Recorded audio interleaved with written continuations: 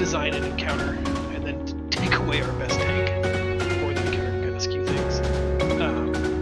Which I appreciate. That's cool. I know normally our rule is that if the player isn't here, the character isn't here, just because we don't want to have the sour grapes of, oh yeah, no, I killed you. Whoops. That being said, would you guys prefer that I pilot him, or would one of you like to run 2 characters tonight? I don't know how to be a barbarian. I don't know how to be a barbarian. Me neither. Get mad and stuff. It takes skill or experience. Yeah, it doesn't take any skill. Let's do that. That's light for food. I feel like I don't think this is a group that would have any doubt that I wasn't like playing fairly. I just, in some games, people get a little prickly about the DM running a PC, especially if combat doesn't go well. I suspect that would not be the case in this group, but I'd like to offer if you guys want to run 2 characters. No! Kill us all! No, I believe you. I feel assured that you will play a neutral and fair game. I feel like if you can't trust that we probably shouldn't be gaming together, but just in case someone wanted to play 2 or you felt like it's better that way. Also, I don't trust you. You're only the same thing as you. Which is unfortunate enough as Hey, it is. basics. I love you, Try! Who was glad he was here? Was that Try was here? Hopefully everybody. I'm glad you're here. You're the DM. It does expedite the gameplay situation. Basics, how are you? Hello. I'm good. I've not turned my PC on in about a week. That's exciting. You should fix that. It has been a real adventure. Do you say that because it's done? It's pretty much done. Yeah, we just gotta go to IKEA and get a coffee table, or not a coffee table, a kitchen table. That's pretty much it. But like, we didn't have internet for the first week, and then I turned my PC on and played a little bit of RuneScape, and then just haven't gone. Wait, who's There's the a lot of we? I thought people you were too. getting your own place. No, it's with a roommate of mine. It's not my own place, but it's a place. still an of my improvement. own. Yeah, it's from 4 roommates to 1. You know, so Yeah. Nice. it's a lot nicer. Is it a boy roommate or a girl roommate? It's a guy. He's my buddy from Even better. a couple decades from. Wow.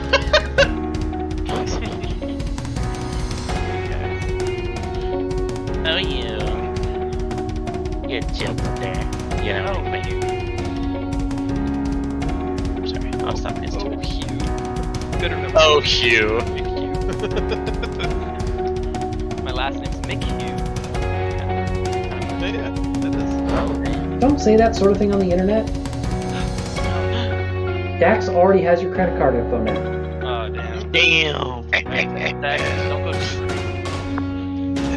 Oh, okay. Not too crazy. And that's when you start getting a bunch of dildos coming in from the mail. Yes! Max, why did a dildo show up at my doorstep today? I have done that to someone. Oh my god. Basics Google dildos.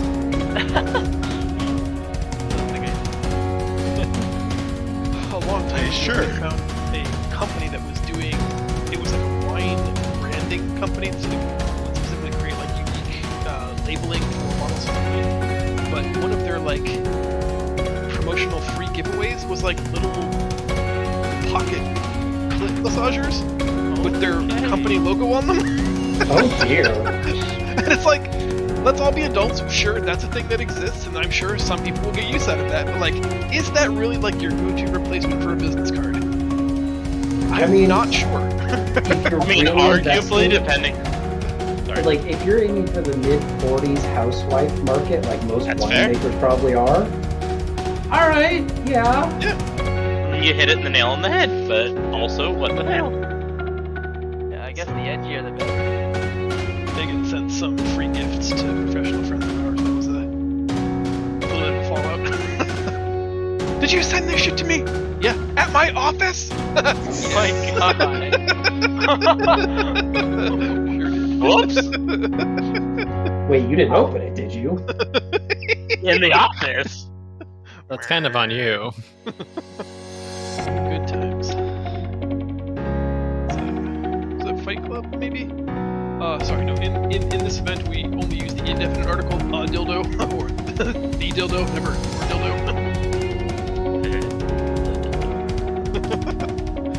Who's the TSA screen? Do you guys have official protocol for that? We try not to pull them. Some people just don't know what a dildo is, and even though you've told them to stop pulling dildos on me like 20 million times, but they're like, it's an organic mess. Uh-huh. And you know what a banana is, don't you? How do you not know what a dildo is? I don't usually eat a dildo. Let's be clear, those are not interchangeable.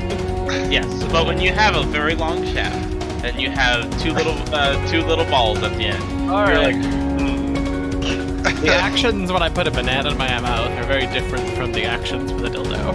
You know, the banana stays in, the dildo does not. Fight one and not the other. So are we ready to get underway for the sake of ending this conversation? I'm just saying. Somebody asked me about my work. I'm 100% willing to respond. We're all going to be banned from streaming with them now. Who remembers what we did last well enough to do a recap? I know we used the thing that we weren't really supposed to use yet twice. The thing. The Amardalon. The device that can do whatever. Yeah. Yeah, I missed. I'm not caught up on the plot. Ooh, the prophecy device. You get to explain it. Oh, I remember. We did the last of the 3 challenges, which involved a hourglass thing that shot force. And what was actually the solution was we were supposed to smash it with a hammer, a la Barbarian. And then off of that, we got a magical, can potentially do anything and have horrendous outcomes device that I think Lav is holding on to. Yep. Yes, that's the one. Are you seeing that? Also, Lav attempted to summon Toast with it. There. Somebody said we needed to use it, and I said I think of French toast, and then I got the smell of French toast that made my character want to eat like food. I was hungry, apparently. And I attempted to use it to revive the captain, but instead gained the ability to double dip in potions. Okay. It's a random device because no one knows is strong enough to use it. Which, in all fairness, I said we shouldn't use it because we're not strong enough to use it. And then we started using it, and shit went weird. Which is actually kind of funny because when I used it, I got exactly what I asked for. But when You didn't get Toast. I didn't, I said I was thinking of toast. I didn't say I was asking for toast. I was trying to be, low key about it, and you know what? I got the smell of French toast. Lav, So- I love how you were the one saying, hey, we shouldn't use it, and you were the first one to use it. Because you told me to use it! Guys, we should never totally do this, but wouldn't it be really funny if we did? It'd be so crazy if I pushed this button right now. I would like to mention I was coerced into using it, and I told Can you we all. push for a second on Mardalon? Nice. Chain reaction. Combo. It makes Basics. 20 of them. I'm streaming a video that Nail got to see last time, and I don't want to cheapen your experience, so if you want to watch what I'm streaming on Discord. Say when. Now.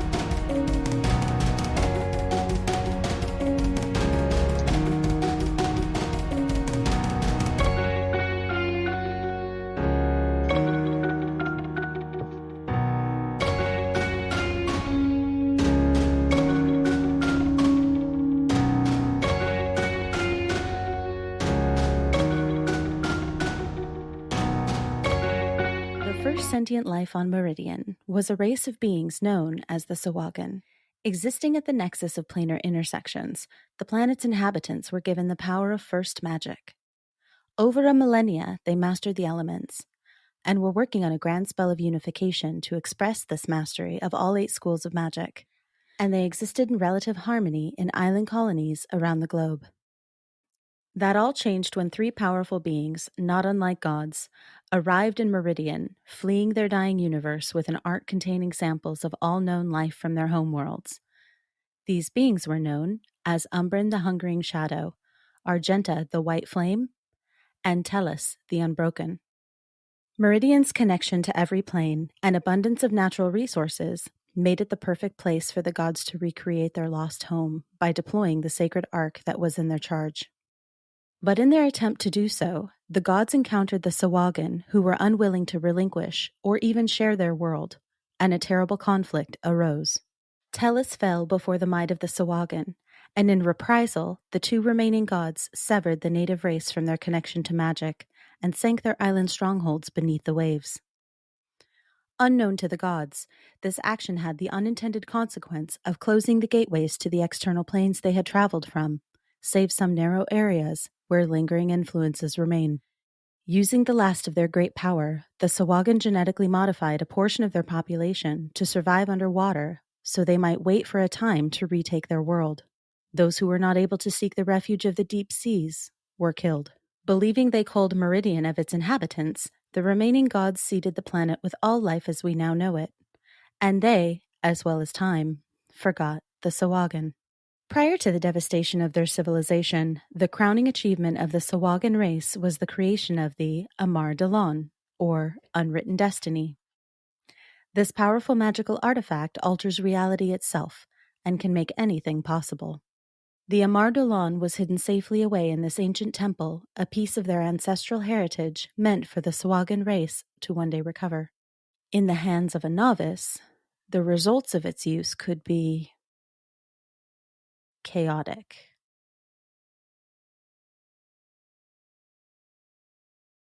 Oh, I mean, how else do you kill a god? that's true. With another I mean, god. on the flip side, they Hey, may have also lost the ability to use it. To be all things to be fair. Oh, for sure. So that's a lot of content. Awesome. So now do we? What kind of led into this? Did we stumble across like a book or something? Yeah, they found a psychic crystal stored with the Amargalon that was a repository of all the knowledge and wisdom that the Sawagan had, basically stockpiled. The language barrier and the primitive nature of humanoid minds compared to their own. That was basically all the information that was filtered. Yeah, I channeled an inner Kig. It was nearest to the podium, and as soon as they popped up and we finished all the things, I grabbed them immediately. Nice. Which is why I have the Amardalon, because they popped up at the same time. So that's this story got pretty dark, huh? I felt like who are the bad people in this context? Because if we kind of Honestly, us. us, right? That's what I'm feeling, right, Zell? Like we're Being just is morally exterminating gray. this race, and they sprout up and trying to take back their home planet, and we're just like, no, get back in the water, you. Like, But on the flip side, though, they are also coming back up onto the water. The people that have been living on this planet relatively peacefully, for probably thousands of years from this point on, and it is rightfully their home now at this point as well. And they're being forcefully ousted in mass genocidal runs. Are they the good guys, really? well, no, in that point, it's pretty gray. It's gray Yeah, area. so I mean, there is no good person, and that's probably what's the best part about this story so far is the fact everything is shades of moral gray. I mean, you can side with the Sahagan because they were the original people who lived here. You can side with the people who honestly had no idea that they're taking somebody else's home because it's now their home because they've been here for the entire time that they know of. So I mean, it's pretty cool. It is very cool. I like to hear you guys talk about it. What kind of creative genius could architect this? I don't know. This I mean, Tribrid guy? I don't know. really wish And I met also, this guy though. also He didn't come Tribrid, I'm not to gonna lie. BlizzCon that one year, you know. I'm not gonna lie. This also does. I don't know if you did this on purpose, but this plays like almost beat to like the current like issues that are in Final Fantasy 14. That's I tight. still have played like the first 2 hours of that game and nothing more, but there are no news stories. No, Anything absolutely I've not. has already been Like told. as soon as you were playing that video, I like messaged Saventus and I'm like, these are the Ascians. Like, Nice. Really cool. All right. All right. So we finished that third puzzle. We found this thing. We learned a lot of stuff, and then anything else that I should know? I can't think of anything else, but it's tough because not in a French braggy toast. way. Like I know everything, so oh, 2 times. Not in a brag. Outside of the fact, okay, the only thing that's probably important to note is after we used the Amardalon twice, it has gone inert. Not necessarily for the fact that we know it's going to come back or anything, but it can't be used actively right now. So you broke it for some French toast.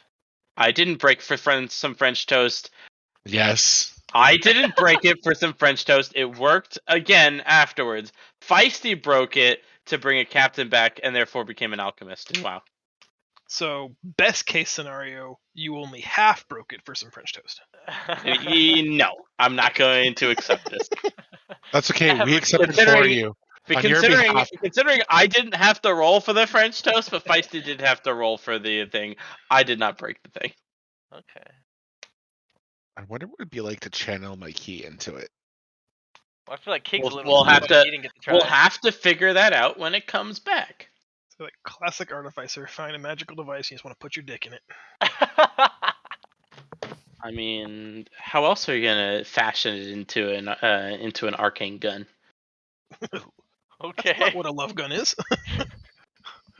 All right. Well, So I think you're caught up now. The last thing. Oh, I don't know if you remember. They kept the baby chimera, Yes. and Jez has been spending quite a bit of time with it, trying to create rapport. And most recently, after completing our dive into the subterranean caves beneath Exile, Ira the Seer invited the assembled peoples to participate in a religious ceremony, basically asking for guidance and blessings from Valkyr, the god of the storms and captain of the four seas. And Leo seemed especially interested in wanting to participate in her rites and rituals and learning more about Valkyr, god of the storm. Aw. Apparently not that interested. He wasn't going to show Yeah. up. I know. Him and I have had several ex parte communications this last week trying to prep for this, and I'm like, you realize that I basically wrote the last, 4 or 5 sessions for you, culminating in tonight, and you're not gonna fucking be here, you douche nozzle. Shit happens though. It does for sure. If I have a chance, I wouldn't mind talking to the seer in private about my fun little helm problem. I need to talk to the seer about my face. I have a face problem. So yeah, Let's face it. let's face it, and well said. I believe we closed out last session, and correct me if I'm wrong because I don't clearly remember and I didn't make a note. I think we were just going to go to bed and wake up in the morning and then decide how you guys wanted to proceed with what options laid before you. I think it was night, and I think we punted on it because it was night and because we weren't actually getting anywhere because nobody had any good ideas except let's push the buttons. Yeah. so then I guess we start with Dawn of a New Morning, unless anybody has. Well, I'll like a little retroactive continuity here. If anybody's got like ooh, you know what I thought about it, and last night I would rather have ... Otherwise, we'll pick up at dawn. Mainly just the talking to the seer about the helm. That's the only Sure. thing Yeah, I we can. thought of. Do you want to private chat? Do you want to write me a question? I know you've been a little secretive about discussing every facet of this openly. Leo's the only one that has all of the information, which is ironic because you're playing Leo right now. Yeah, I mean, I can just message you on Discord like my question then. Sure. That works. I want to know. Too bad. I mean, we don't know about it either. Was Basics here the night that the object happened? Trying to be as vague as possible. The last thing Do I was you here know- for was the puzzles. We had killed the Archon like protectors, and then we went in and we did the 2 puzzles, and we left it at the 3rd. But you remember that Kel found a like skull-shaped mask and put it on? Yes, I do remember that. Okay. Yeah. Yep. Cool. And it kind of conformed to his head, right? Exactly. Yeah. Shaped around, leaving a seamless helmet. Is there any way for me to take it off by any chance? Not that you've found so far. Yeah, you turned into Jim Carrey in the mask. Yeah, I remember. Somebody stop me. Love it. There. Sent it to your drive. Oh yeah, let me read that real quick. Guys, is my Discord picking up background noise? I just keep seeing it flash green, but I don't know if it's actually picking up noise. There's like a Not that I can really, hear. there's Nope. like a really, really, really, really, really low kind of like electrostatic noise occasionally, but no, not really. Okay, cool. Thank gosh. As long as that electrostatic noise is not annoying. I don't know where it's coming from, but I will go on No. push to talk if need. No, it just It's doesn't bother me at all. do you have a new headset, Basics? No, I have an old headset. It's like 4 Okay, years old. I was gonna say what it is possible is what it is it could be your ears or your mic is picking up noise coming in from your ears, and that could be causing a tiniest amount of feedback, which is what that would show up as. Yeah. But it's so minuscule that it's not registering properly. So cool. Thank you. My ears are acting as reverbs. Yeah, I'm pretty awesome.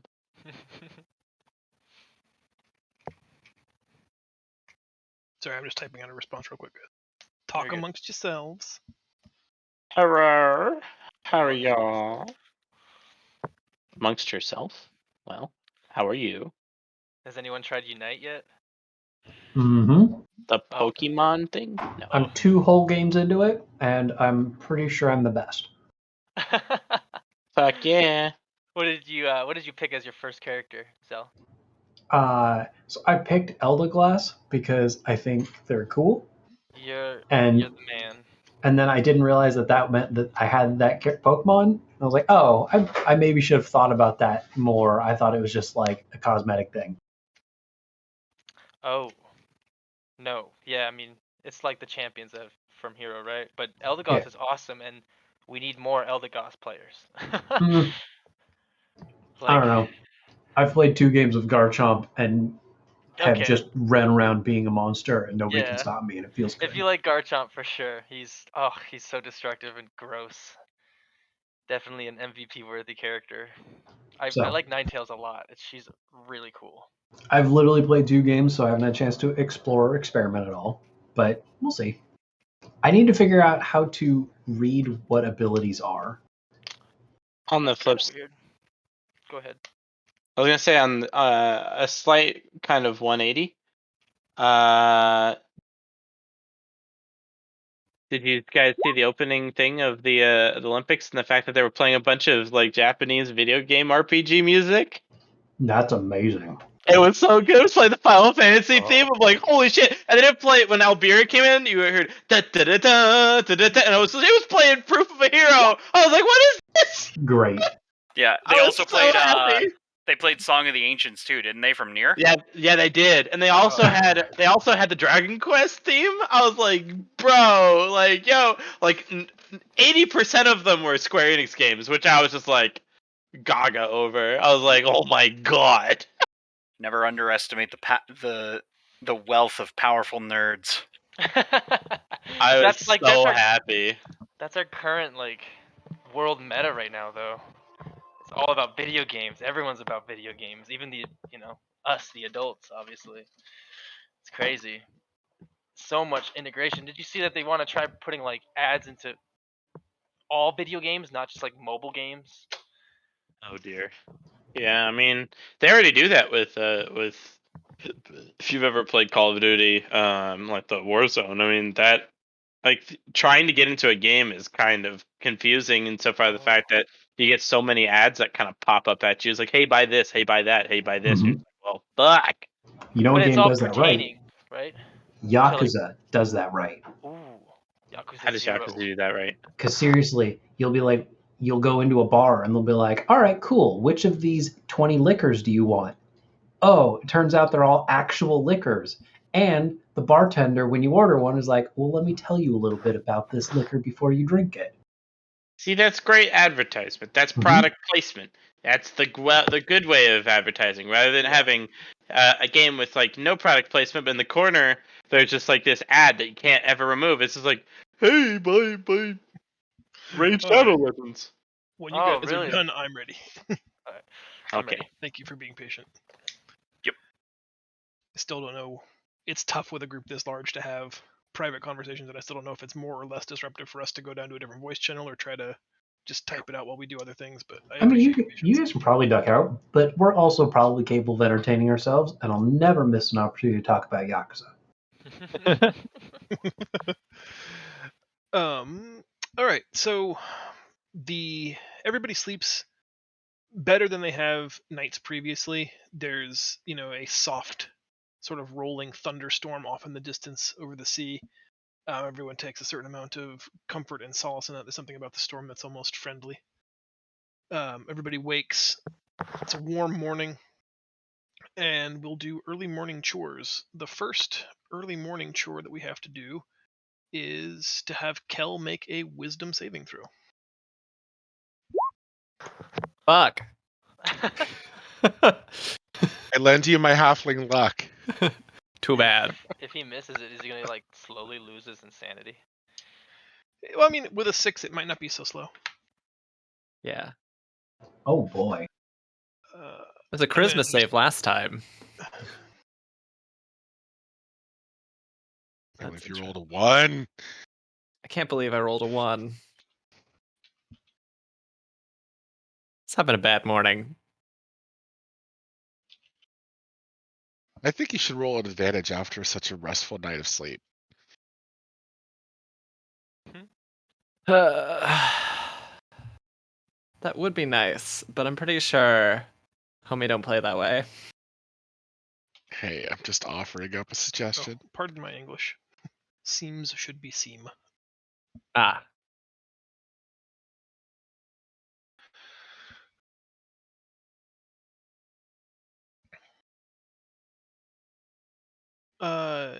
The baby chimera that we've been caring for and coddling for, where does it sleep? He I know is in, as far as I'm aware, he is in his straw nest. I couldn't remember if we had moved the nest inside the hut or if he was still just kind of like on the outskirts of the tree line there at the beach. I'm pretty sure he's still on the tree line because it's kind of like a shaded area Okay. where there's some lower trees, and then I just kind of like grabbed as much like loose leaf and straw as I could find. This morning when you go to check on the chimera pup, what did we decide it was? I mean, we called him Zaz, but I don't know if we actually agreed on that. Little Zaz Jr. Is not in the nest that you've thatched for him. It's empty. Uh-oh. Uh-oh. Uh-oh. Uh-oh. Time to go find Zaz. Check for tracks. I start, I look, do I look at the ground, do I see any paw prints leading off in any direction? Yeah, on the sandy beach, it's a very simple trail to follow. Are you going by yourself, or are you going to look for reinforcement? Search party. Okay, since I don't know the context of what happened with the map, or is everyone awake at this point, I guess? Like, or is it like the global meta alarm clock, we're all awake, or I assume that the monks just like internally wake with the sun due to your training, but I think unless there's a sound or a predetermined alarm, it might take others longer to rise. Okay. Oh, actually, also, I guess Zell's character would be up to because elves only need 4 hours of sleep. That's true. And he's an astronomer, so. Yeah. Weird hours. I guess, kind of in a panic, I start looking around. Do I see anyone else that's already available? Reed is performing several martial arts forms in the low surf, up to like mid calf. You recognize some of them. Okay. Some you don't. Yeah. Different, more classical training. Yeah. I run over and I'm like, Reed, he's gone. Who's gone? Zaz, he's not there. I think I know where he went. There's paw prints, but I'm going after him. You can come with me, or Reed. you can tell everyone else when they get up. Reed pauses for a moment, confused, and then makes the connection. Of course. Yes, I'll come with you. Let's go. Okay. So, me and Reed are going after the paw tracks. Okay. Marius, you see the two monks exchange briefly from your vantage point on the hill, and then just tear ass down the coastline. Not panicked, but hurried. That. They are up to something. Always. I'm going to find out what it is. Do you want to follow them? Do you want to try to catch up with them? I will try and catch up with them. Ignoring that rule. It's a class thing. Mm-hmm.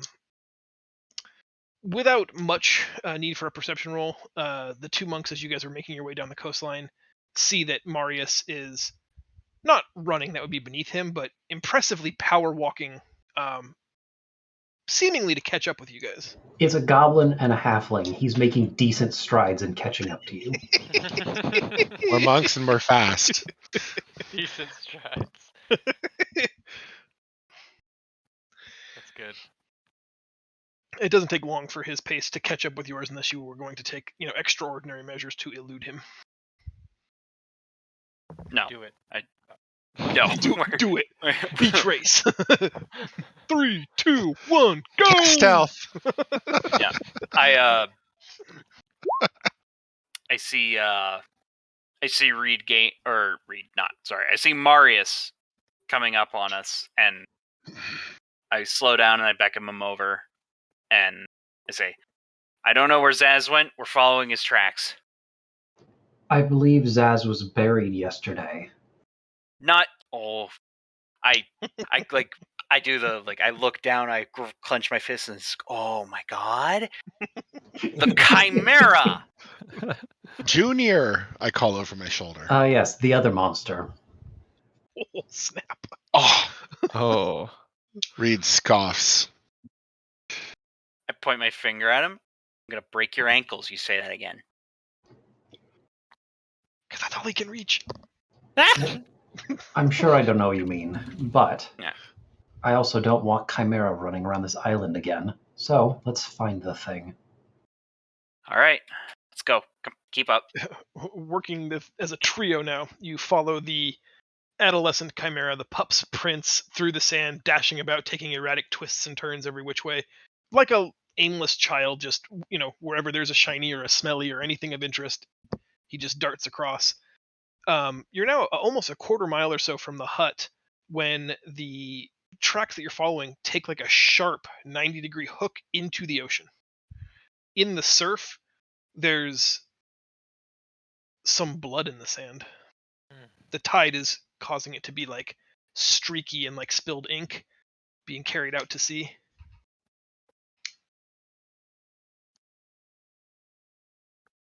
I stop for a second as my heart skips a beat, and I follow the tracks as faithfully as I can to the edge of the water. Mm-hmm. And I start looking around. Do I see anything? Make perception roll for me. Frantically scanning the horizon in all directions. Oh wow. Oh, okay, hold up. Is there any chance I have of identifying the kind of blood that is? Oh, it would be Like, look, this like smell like fish by any chance? Or would I be worried from our recent fights that it might feel a little too similar to Chimera? it's tricky because I feel like you might be able to differentiate Oh, between ignore that. Sorry. like so like your blood and a lesser animal's blood. I won't deny you the role, but you should know that it will be exceedingly difficult. Oh, at least Knowledge try. nature. Good luck with this. Anyways, I made my roll there, Trash. Nice. Immediately, Jezza being more brazen than you'd expect, like rushing up to the surf, up to her waist, just frantically like trying to scoop water out of the way, which is just impossible in the sea. But just rhyme and reason has gone out the window, and Reed kneels down, putting 2 fingers into the blood red sand and pulling them back. Not quite tasting it, but certainly smelling it deeply. Jezza looks back, looking for some kind of comforting confirmation, and Reed, you can only shake your head, and you can't confirm anything.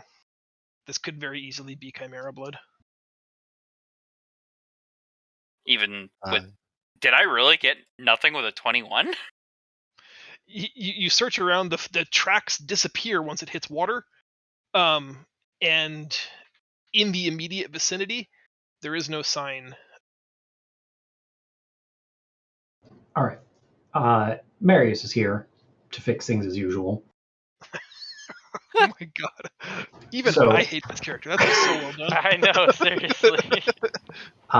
He's going to just start pressing buttons into his globe and let out a little whistle and summon his companion.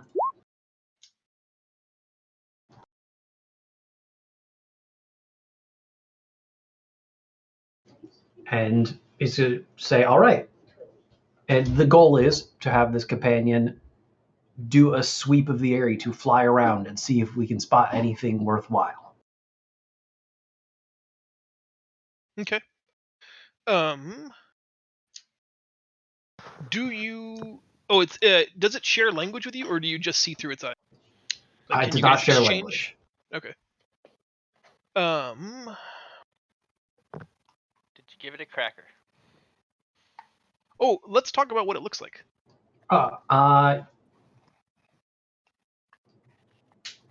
Actually, it looks an awful lot like a one of the starry serpent mounts.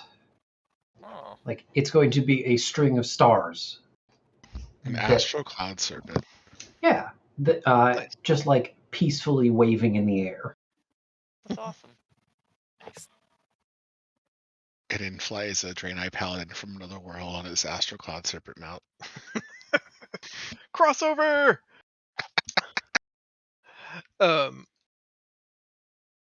Marius takes a still, almost thoughtful-like posture as this being of living star just to shoots up into the air and starts flying concentric circles, ever expanding. If you look at him, his eyes have rolled backwards in his head. Instead of like just the whites of his eyes, instead you see a black starscape. It's like staring into the infinite cosmos. Cool. Marius, Now's the perfect time to break his kneecaps. he'll never know. After about 2 minutes of your companion flying circles around the coastline here, it has spotted something moving in the surf, thrashing pretty wildly. About 200 or 300 feet ahead of you, the island takes a huge inlet curve to the east, so it creates this kind of mini bay, and that's where it's spotting movement. Okay. I'm gonna leave the companion there because I have a spell to find it if I need it. But that's the plan. As soon as Marius snaps to, he's going to find the nearest person, just grab them by the collar and start marching them towards where that thrashing was. Okay. Fuck. I'm assuming it's Reed since I'm in the water. Yeah. That is correct. I run over and I ask them where. I have a hunch. The inlet up ahead. Let's go. Okay, Like, let me go. I can run. try. Sir. I am going to use. I don't know how this works out of a combat sense, but I'm going to use a key point to do Step of the Wind to double my movement speed. Sure. And I'm going to basically full sprint. Okay. As soon as Marius says that he suspects where we need to head is the small inlet, the cove ahead of us, Jezza spins twice like a corkscrew, rising up to the surface of the water, and just Roadrunner begins to sprint so fast her feet are just splashing on the surface of the water as she makes her way back to the sandy beach and just tears off into the distance, leaving everyone behind. You guys, I imagine, want to do your best to keep up, but you can't beat a Step of the Wind monk. And, Jesse, you're the first one to round the corner, and you do see in the cove, the water here is very clear. You can see the stony bay beneath it. It's only about 2 feet deep, and approaching the sandy coastline from deeper ocean is a humanoid shape carrying two things. Under his left arm, some shadowed thrashing figure, and then something long and lifeless hangs dangling out of his other.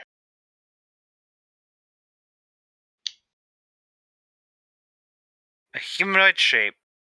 Sorry, I feel like I lost my brain there for a second, so I'm just. Humanoid I'm shape. just being colorful. Yeah. You get close enough, you're running into the rising sun at this point, following the cove line, and you see the silhouette of a person, a humanoid man, emerging from the surf, carrying something thrashing under one arm and something obviously dead, hanging limp and lifeless in the other. I'm assuming I'm constantly moving up to this person, approaching them. All right, Mhm. is the sun to their back? Can I see their It is. face type thing? No, you see mostly just sort of a dark silhouette. Okay. I keep approaching until I get close enough to see what is under the guy's arm. Okay.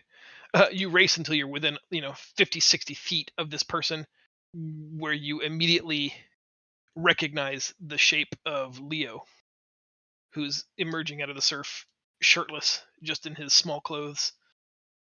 He has Zaz Jr. tucked under one arm. The dragon's head is trying to peck at him. The other two are just kind of like cuddly in his forearm. And dangling limp out of his left arm is a small thresher shark. You can see along the chimera's body there are several small, like, tentative bites, presumably from the shark. Leo! Zaz! And I run over and I grab I put my hands around the cub head and I just, start, petting him, oh my god, you're okay. He instantly, relinquishes control of the chimera. As you take him away, he's, scratched his ribcage bloody, Leo doesn't care about small pain, but he's just glad that a more maternal figure has arrived to take care of this creature. Yeah. And he tells you, looks like he bit off more than he can chew, and he shows you the shark, lifting it up high and dangling it, and the shark stirs to life one last time to try to bite at Leo. He then just thunderously slams it with a wet thud into the sand, stepping on it. Now he's dead.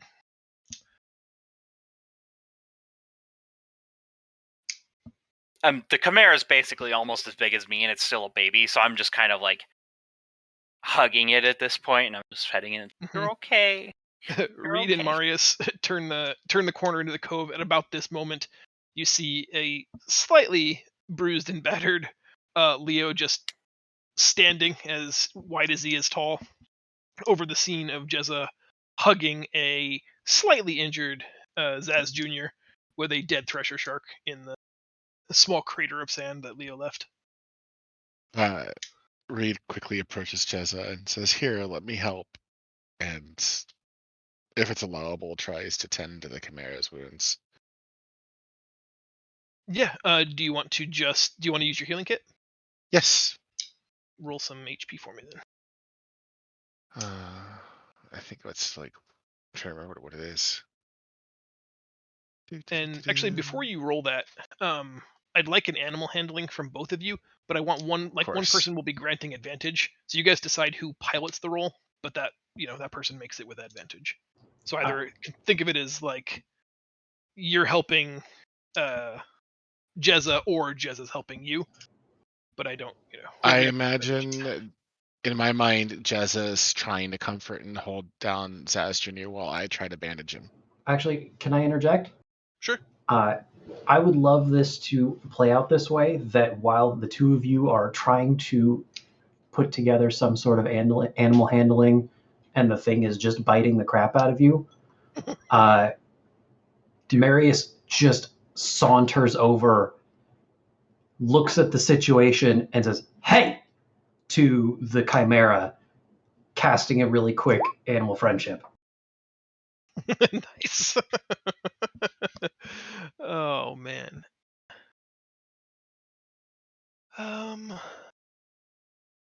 Marius, make for me an animal handling check advantage. You said with advantage? Yes, please. The animal is considered a friendly. Like a student being dressed down by a teacher at academy, you snap your fingers and yell at it, and all three heads just perk right up, and it just sits on its haunches, all six eyes making contact with you. It bobs and weaves as you take steps towards it, sitting perfectly at attention and waiting for your next command, almost like this has been rehearsed.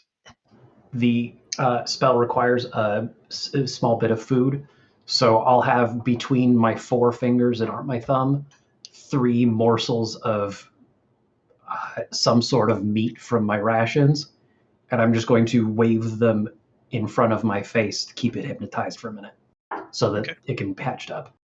I was gonna say, yeah, fresh thresher shark right there. No, this is fine. I'd rather use actual food. It is actual food. I think the Chimera would disagree with you on what actual food is. Yeah, well-seasoned trail rations are still pretty tasty. But for the moment, Marius seems to have the animal enthralled with the promise of treats. So go ahead and roll your healing dice. Or healing die, I suppose. So normally this would include the hit die for whatever, but I don't know how that applies to the baby Chimera. So We'll say it has it's one just... hit die. Okay, well then it's going to be 7 health. Okay. You apply your alchemical poultices and administer just traditional first aid at the same time. It sits perfectly still, even when the antiseptic poultice would normally create kind of a stinging sensation. None seem to mind. They're fixated on Marius's treats.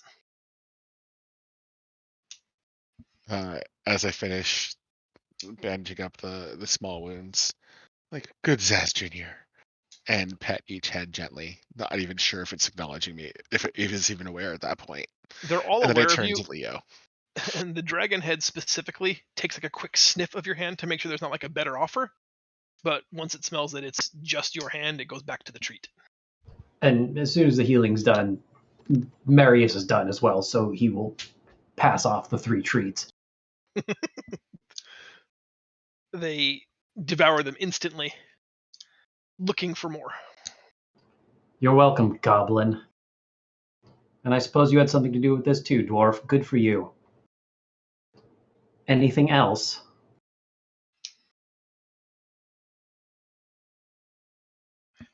Leo shakes his head, scratching the back of his scalp as he wants to do sometimes, and just says, yeah, damnedest thing. Saw this in a dream. Weird thunderbolt came to me and said, you're gonna need to save Zaz this morning. And I didn't know what that meant, but I woke up with a sense of exactly where to be. And sure enough, little guy was just darting around trying to get some skipperfish here in the surf, and shark got him. If I was even a minute late, well, I don't want to think about that. Well, I'm sure everyone will take this as a wonderful lesson on watching their young. Snap. Should probably ask Foob this, but like, has stuff like this ever come up between like Leo and Cal? No. Okay. Not to my knowledge, anyway. Okay. This would be an entirely new experience.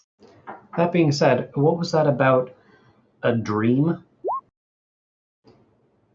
Are you a master of prophecy? That could be interesting, actually. Tell me more.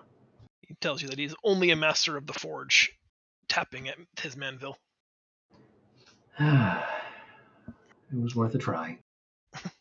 He just said that ever since praying to Valkyr, he's had just that era's prayers in his thoughts. He went to bed thinking about it, and he dreamt of a violent tempest, and when he woke up, he just felt that the Chimera was going to need his help. Very well. An interesting new power. Well, I believe that I've done more than enough here. Feel free to rouse me the next time you lose something important. Leo does his customary, embrace you, thanks for helping, but in an awkward, overly strong way. Sort of like a Lenny petting the rabbits.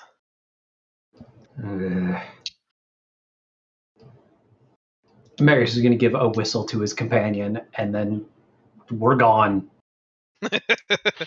Done. Marius out.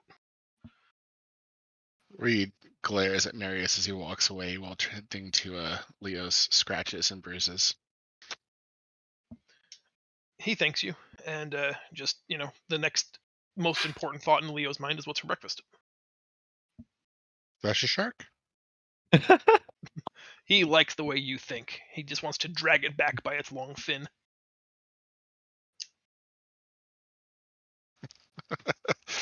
Reed, finding no other better use for his time right now that Jez has been reunited with Zaz and all injured parties have been treated, decides he's going to try to help Leo drag it, and then grabs onto one of the side fins, pretending he's helping.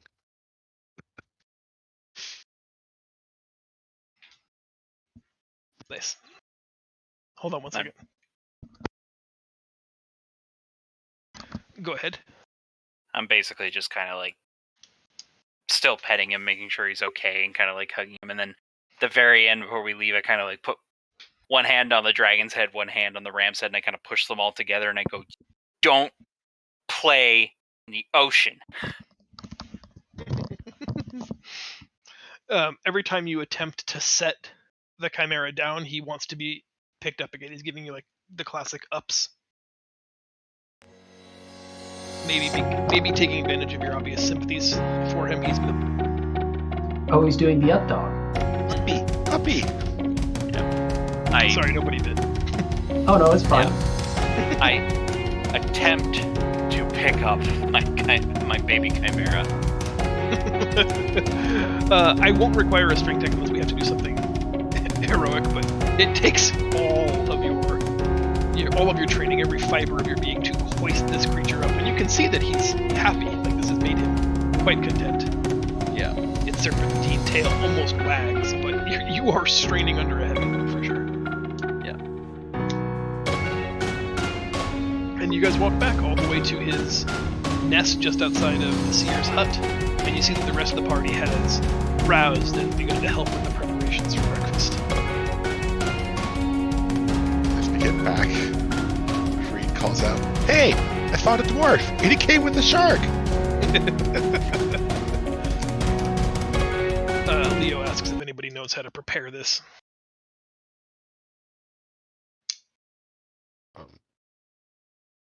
I've read some books.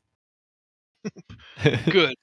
Effortlessly, he just kind of chucks it over your head, sit it around the fire, and just kind of right into the campfire. Do you want me to do an intelligence check to see if I know how to cook a shark? Sure. Reed goes, "I know some herbs that would be good for seasonings." Yeah. Between herbs, Reed's recommendation, and your just basic understanding of the culinary arts, you guys could probably prepare a decent thresher shark soup, or maybe meat steaks. Meat steaks, Both. probably? Meat steaks. Gotta love I'm meat feeling meat steaks. I'm the cook. Nice little fillets. Oh.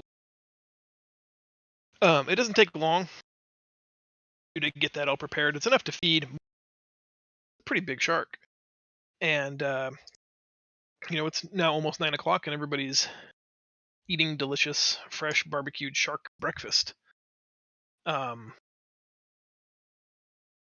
Kel goes back for thirds and fourths. Everyone kind of takes note that they seem ravenous this morning. You've never seen them eat quite so much.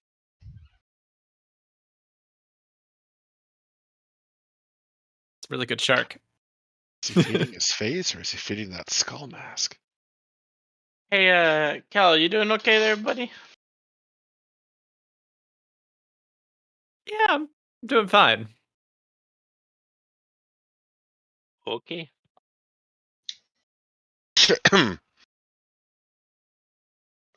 Awkwardly, you notice that, like, as you guys are starting to clean up,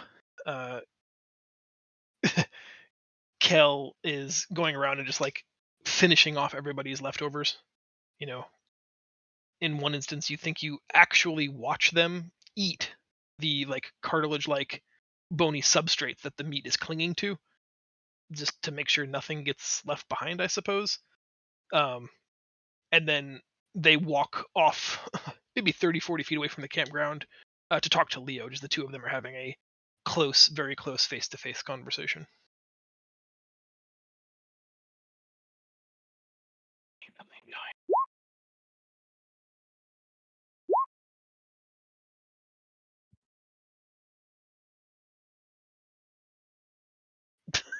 Anybody else? I love I- the palm frond smackdown. I heard Leo and someone were having a conversation. I'm sorry. Yeah, Kel and Leo have just taken like a little aside and they're speaking privately. Okay. All right. Keep going. Give me a second. I'm gonna restart my Discord here because I am just losing audio all over the place. So I'll be right back. Okay. Feisty, do you want to roleplay that conversation, or do you want to just? Was that more just for my benefit? More for your benefit. It would Okay. be difficult to roleplay that conversation as Fubarius is not even here. I thought so too, but I'd give it my best. Yeah. Basically, I would relay Mhm. what has occurred in reference to what I have already told him about. Also, entirely unrelated, but anyone have any issue with me learning how to cast Remove Curse?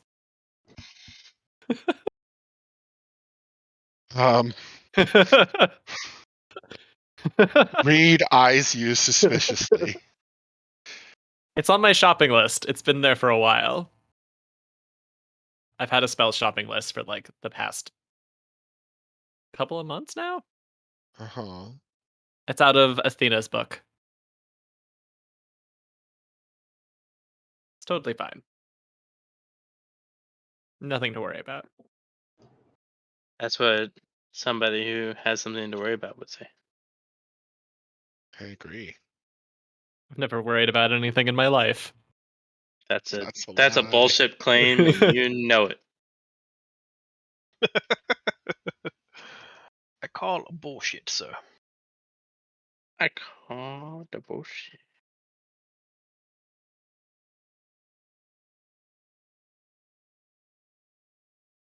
How much gold do we have? 842 gold pieces, I think. Last I checked. 892 gold. I An exciting amount.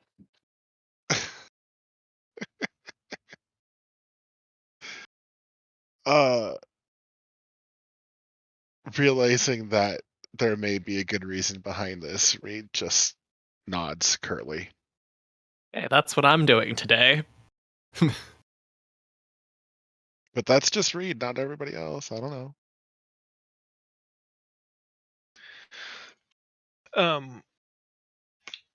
Once everybody's sort of done cleaning up from breakfast, the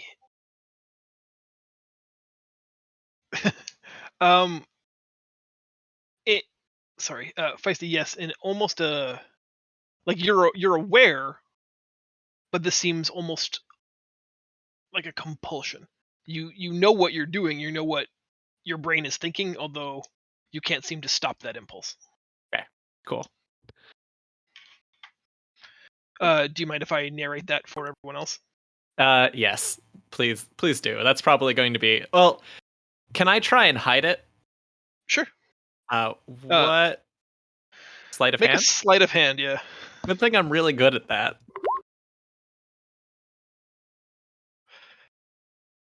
As someone who's proficient in sleight of hand, can I like Oh! Reed, well done, sir. Okay. After a conversation, Leo goes back to helping clean up from breakfast, and Kel sort of stays tentatively with their back to the group, staring out at the ocean, and dips their hand into a waist side pouch or pocket,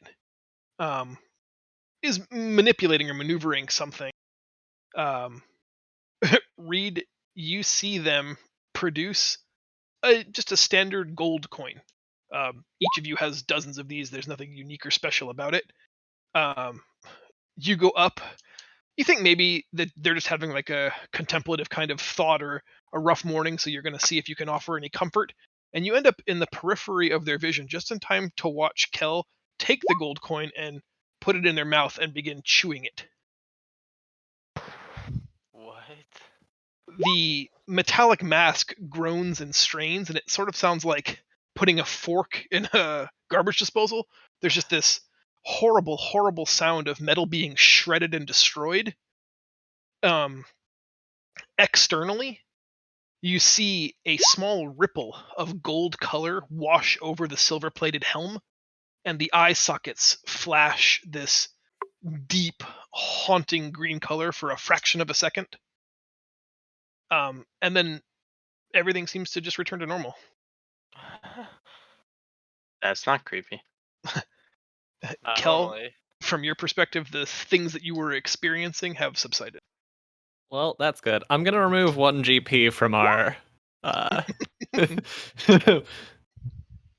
party amount.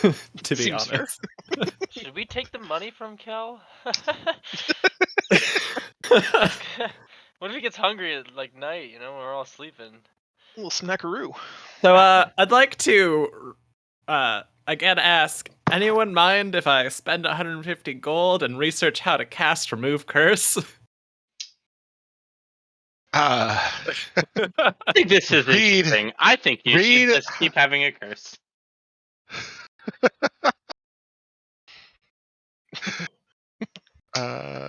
Reed, having just witnessed what happened, is about to like mid hand raise to ask that Kel was okay when he sees this. Stops, mouth open a little bit, puts his hand down, and then turns around and walks away. Nope. He needs time to process what he just saw. Okay. Most excellent. He'll ask Kel about it later. I'm deeply enjoying the fact that no one besides Leo knows what's going on, and it's so great. To see Reed walking back to camp.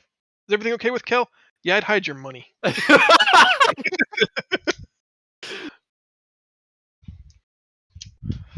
All right. Yeah, sure, I'll say that. Why not? But I Passive, gave him my money. passive comment that you can answer or you cannot. Does this curse also like allow you to know how much money is on people? I don't know if it's an actual curse or not, and no, it does not. Okay. I Fair don't know enough. what's going on. I'm still trying to figure it out. Okay, I can. Well, maybe we wanna find out if it's actually a curse before we spend 150 gold on remove curse. I mean, I learned the spell permanently. Will probably be useful at some point, regardless of Yes. whether this particular item is Curses- cursed. Curses are really nasty if we come across them, and it's just nice to have someone that can take them away. That's fair. Because they're just permanent. Unless removed. Like the True. gold in your gut. Yep. permanent unless removed. Good luck with that BM later on. Ow, ow, ow, ow. Clink, clink, clink, clink, clink. Good lord. Okay. All right. After cleaning up from breakfast, the seer says that she would like everyone to come down to the dry dock that she erected that the crew has been working on. She has a surprise for you. Ooh. Ah. Following her down out the beach towards the crescent-shaped bay, she points, exclaiming to each of you, "Behold, we have resurrected your ship." And sitting on the dry deck pylons is the Dauntless, fully patched and repaired. There are people doing last-minute adjustments, re-rigging the sailing, and loading supplies. She's well ahead of schedule, but the ship appears to be seaworthy. I poke Lav and I go, is that the right word? Does that mean she, like, raised it out of the ground? I thought it's It's an supposed to be... undead ship now. That's awesome. That is what you wanted. Kel's overjoyed with the undead ship. All right. And so this is a little bit ham-fisted because Fubarius isn't here tonight, so I do apologize. Him and I have sort of worked this out, but it was going to be much better with him here. So, she and he together announce that there is only one certain way out of the labyrinth of spells that keeps exile hidden and safe. That without it, you would likely simply, best case scenario, end up right back where you are. Worst case scenario, wreck again on the rocky atolls that surround exile. She knows of only one way to successfully escape these waters, and pointing to Leo, gestures for him to speak. Leo announces his intention to earn the blessing of Valkyr, god of the storm and captain of the four seas, and in doing so, become his champion. Nice. And in return for Leo being the champion of Valkyr, he will show us the way off the island as long as Leo bears his name and performs deeds in his honor. Huh. Nice. Thankfully, Leo likes chores. She tells you that the crucible that lies before Leo is challenging. It will be quite difficult to earn the respect and the blessing of Valkyr, god of the storm and captain of the four seas. But since you will all travel with him, she encourages each of you to help. But understand that this is like a game for keeps. There's no do-overs and no take-backsies. Anyone who's happy to make a home here on Exile, she welcomes you. But know that if you commit to participating in the Crucible, it will be a game of life and death. I'm in. Yeah, it's our only option, right? I mean, what have we been doing this entire time? We've been playing a game of life and death this entire time, and what's another little bit of death among friends?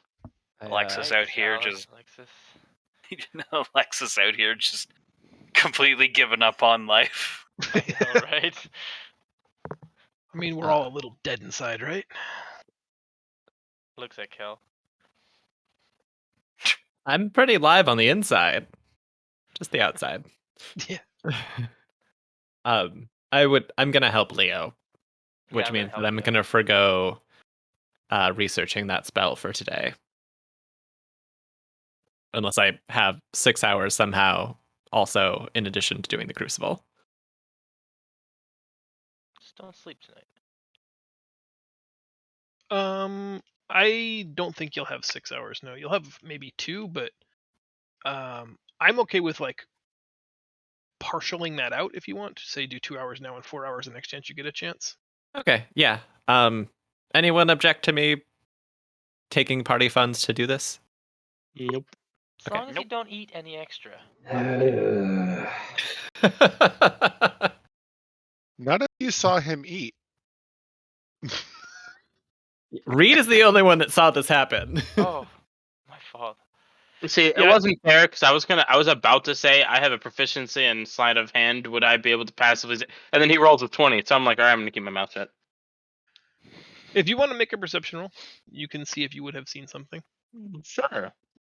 Let's lose the perception roll. Nope. I did not see anything. Yeah, you walk away from the exchange thinking, damn, that was crafty. Do you think she palmed it? Did they? Huh. And you just lose yourself in your own thoughts, like, I'm just really good at close-up magic now. nice. So, Zell, I have no idea.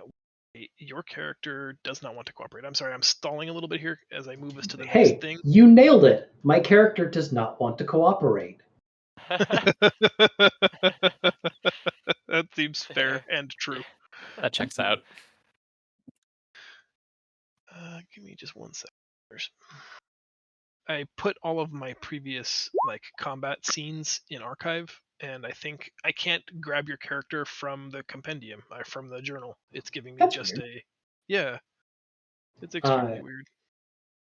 I know I sent you one that was slightly different in DM a little while ago.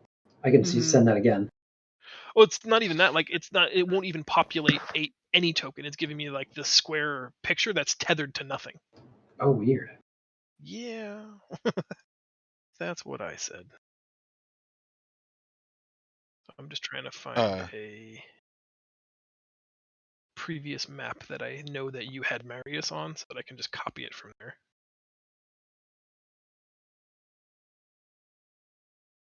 I am very sorry, guys. Take just another second.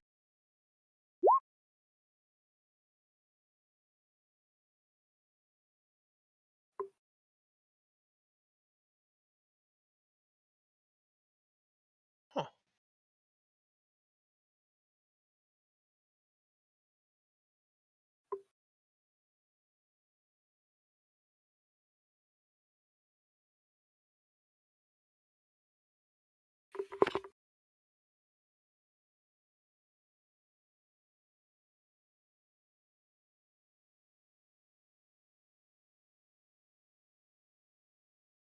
Well, what the shit?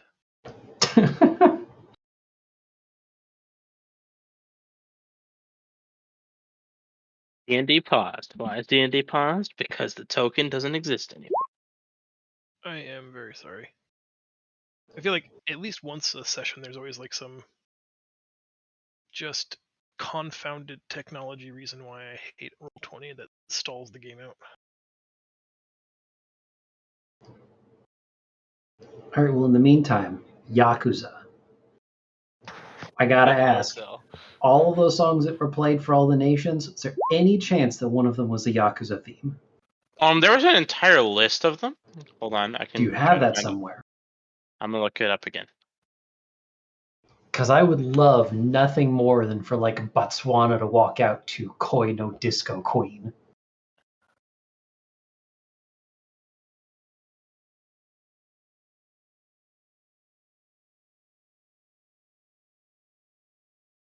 Dragon Quest Roto's theme, Final Fantasy fanfare, Tales of Series, Story's theme, The Shepherd, Monster Series, Proof of Hero.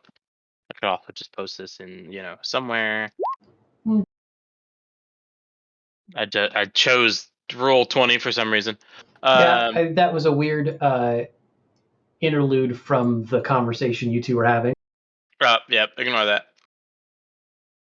I'll put it into more app place. I don't know if I can delete that.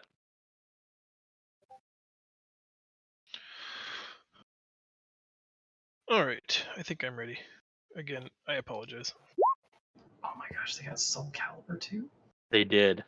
They also had Near the Song of the Ancients, which I am a big fan of. They found the only way to get me to watch something Olympics related. They also had Robo's theme. They also had Frog's theme from Chrono Trigger, which is not on this list. Good. Yeah, it is. It's like It number is on the 6. list. Yeah. I was like, oh my god. All right, guys, let's do this. Anyone who doesn't want to participate can step backward, but she asks for anyone participating in the ritual to join her, walking out to sea in the Crescent Bay. Every step she takes into the shallows of the water seems to force the tide back a few feet, so that she's only ever standing in like ankle-deep water. This seems to persist for almost 100 feet now. You can see, like, sort of that early tsunami warning effect where the entire beach line is just withdrawn 100 feet, so that even though you're this deep in the ocean, you're still only in ankle depth of water. And she motions, and 3 small coral atolls begin to rise up out of the briny depth. And as she does this, the water kind of recedes, filling in all the spaces around these 3 mounds of dirt. She then blows that conch horn that she had during the blessing ritual, and she says, "And now we wait." Not long. Does anyone want to take any actions before I continue? I just realized I didn't give anybody a chance to react. Marius is going to react to that sentence of, "That's it? And now we wait?" Never missing an opportunity to be a little shit. Shut up, you ass. Soon there's a large swell of water. It looks kind of like a rogue wave rapidly approaching. Everyone kind of exchanges these concerned glances, but Ira doesn't seem to be concerned or even interested in moving at all. You can start to feel like that exchange of air pressure as this wave is just rushing against you. And in mid-force it just ceases. It pauses, just the tipping point with this, white curled tip looking downwards at you, and the roiling mass takes the shape of a humanoid elemental. This giant 30-foot wave swells and speaks. "Who undertakes my crucible?"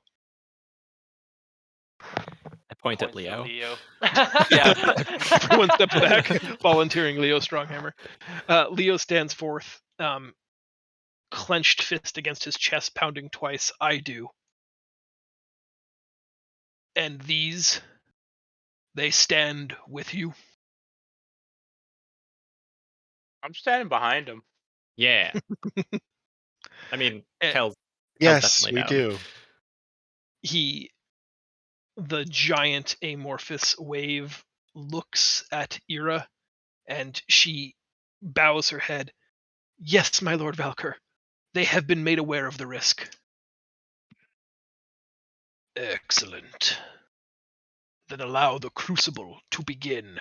With a wave of his hand, each of you are magically dispersed through time and space like a dimension door effect to the different islands. I'm going to move you guys to a map. It is a very large map. You may have to zoom out quite a bit. I see it comfortable at like 60%, but depending on monitor size, you may have to go a little bit smaller. Not Big map. 54. There you go. 64 works. Oh, good. The halfling's with me. Oh, hey, Lav. Oh, hey, buddy. Oh, hey, Kel. How's it going? We never have these talks like this anymore. Yeah, I know, right? He then creates a long right arm and waves it across each of the 3 atoll land masses that have been created, and a small item appears in front of Kel. Rising up out of the sand on this new mini island is, can you see it? It's a large shark's tooth, some kind of ancient megalodon.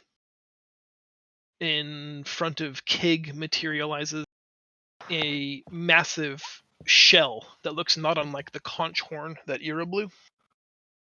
And next to Marius and Reed, a beautiful pearlescent clam shell opens, and inside of it is an iridescent, just illuminated pearl.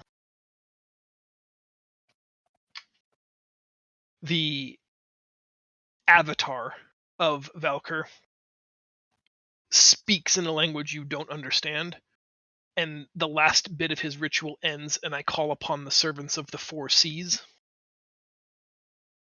And Quick. Is this thing living? is which thing living? It's the Avatar. I mean, yes. Can I cast tongues on it so I understand what he's saying? Sure. Cool, let's do that. Didn't he? I thought he spoke to us. Yes, but he was speaking in a language we didn't actively understand. And so I was like, wait a minute, I have something for this. And so I cast tongues. Well, I you'd have to go touched up and it. touch him. Never mind. Ignore me. I cast comprehend languages. So I can understand. Okay.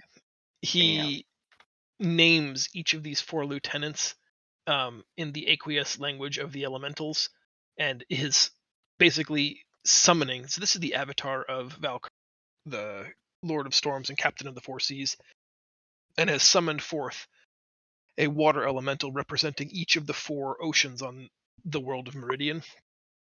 Each one of these is his lieutenant responsible for governing the ocean in that sector, in that sea. And he tells you that if you can best them in this tribunal, he will bless Leo as his champion, and Leo shall bear his brand into the world and serve as his champion, so that the world of men may once again know and fear the name of Valkyr. Would it be a quadbunal? Indeed. Gosh dang it, I was just typing that out. He submerges all but a head, so that this massive, like the entire ocean somehow feels like all around you is the essence of Valkyr. Ira then speaks and tells you that you, at the sound of the rumbling thunder, the event will begin, and you will have to defeat these four lieutenants before they can defeat you. But she explains that each of the three artifacts summoned by the Lord of the Storm and Captain of the Four Seas is meant to help or hinder this pursuit.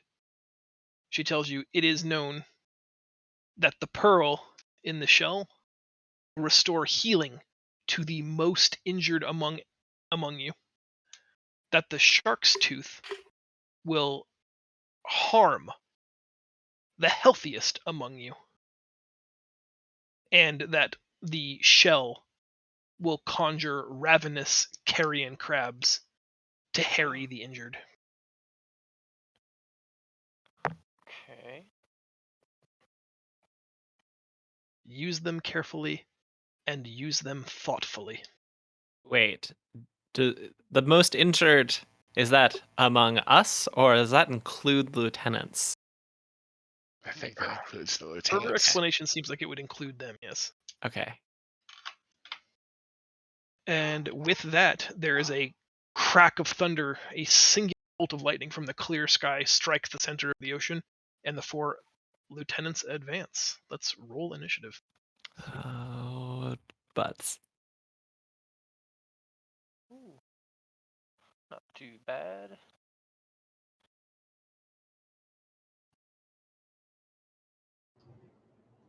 As expected. Oh my gosh. I love your character even more every day. Up. It's the best at being the worst. Love is not the right word. I'm gonna eat Marius's gold. Yes. All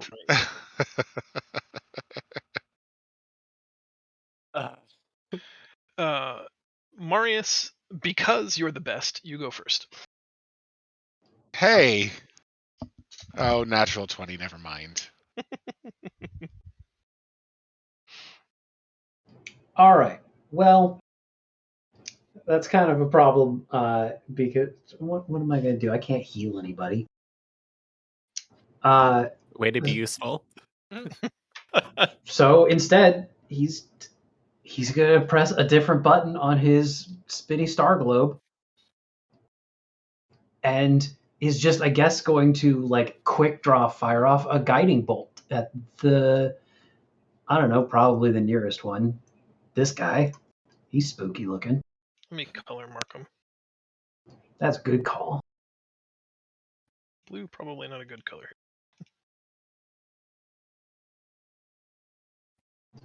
Holy crap! Oh, that was with advantage, but for That taking the was your first one, roll, though. that's a pretty good first one. 26 hits. How do I do damage? How indeed. I'm Press going to buttons. click this button. You click on guiding bolt itself. Nope, that was the attack roll again. How do I do damage on this? Wouldn't it be click on the word guiding bolt, or did you just do that? I clicked on the 4d6, like the damage and type part of it, but yeah. Yeah, it's still just rolling the cast. I'm just going to roll 46. Sounds good. You're kidding. Wait, that No. can't. No, that's wrong. If you in chat, if you click on the guiding bolt like link, does that It'll roll give the you damage? cast at what level. That's yeah. Just for do the advanced dice roller and do 4 d6 plus whatever modifier there is. Yeah, I don't have any modifier. It's just that slash that I accidentally added. That's still a bad roll. That's Wow. Wow. Wow. What the? Wow. Wow, Roll you can dice. really dance. Dink. 3 ones. That is rough. I just yell from across the ocean. I thought you were the best. Marius, do you want to take any move? Yeah, you know what? Sure. This is definitely so that he can properly send spirits as needed, and not because he wants to be behind Reed. You're not the tank. I'm just the Hey healer. now. Good luck. Hey now, Starry Eyes. Don't get any ideas. I measured it out. My heels, some that I can use, are 60 feet, which is just barely enough to hit these other islands. Which is him low key telling you get to that end of the island. Reed, Also- it's your turn. Reed's gonna do what Reed does. Actually, you know what? What's my distance here? Yeah, that's enough. That's fine. Reed's attacking red with a radiant sunbolt. So Okay. he focuses real quick, rubs his hands together, they start to glow, and attacks. And attacks again. And another. And spends a key point and attacks twice more. Holy Jesus. Wow. 3 hits, 1 miss. You ever just think monks are a little OP? Eh. They're good What's at hidden damage? stuff. They sure no, are. I think it's pretty Like, just like, no, balanced. Wait, totally balanced, yeah. hold completely on. fair. So I need to point out that you just rolled 3d6 as well, and you also got a 1, 3, and a 1. Whoa.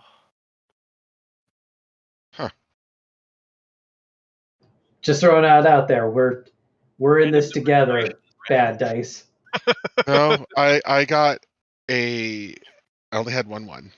No, I did. I had 2 ones. You're right. Wait. Did Kel just check it to make sure it worked? Wait a second. Oh, that's not a damage. Never mind. Okay. Okay. On an attack Well, I'm roll, not yes. cursed. Damage, no. Reed, you got anything else? You know what? Reed's gonna stand his ground right there. Okay. My turn. The champion of the northern seas. Move in to the coastline here, right adjacent to Alexis, and will make a devastating slam attack. This is not helping my case that I think you tried to kill me. No. All the time.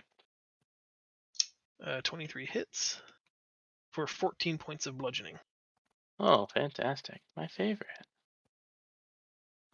The elemental, once it hits land, begins to continue to draw the sea into himself, becoming just this massive. Instead of being large, he becomes a huge-sized creature, and he seems to be adjusting most of the volume of that water into these massive anvil-shaped fists. Next round, he seems to be primed for a pummeling. Kel, it's your turn. Depends on is it based off of health points or is it based off of percentile health? I assume it's health points, and Dax, I was thinking the same thing too. Do we want to try and use the shark tooth now? I think that would be the best time for it, the most advantage for us. How Okay. much health does Leo have, though? How much health does Leo have? Leo has 85 HP. Jeez. I think he has less than any of the lieutenants. And also, healing would apply until they're significantly lower. I believe healing would apply for us first. I believe so too. So it's good for the start. I'm gonna pick up the shark's tooth and attempt to use it. Okay. Picking it up seems to be all that is required. Like, you have kind of just this binary sense of on or off. On.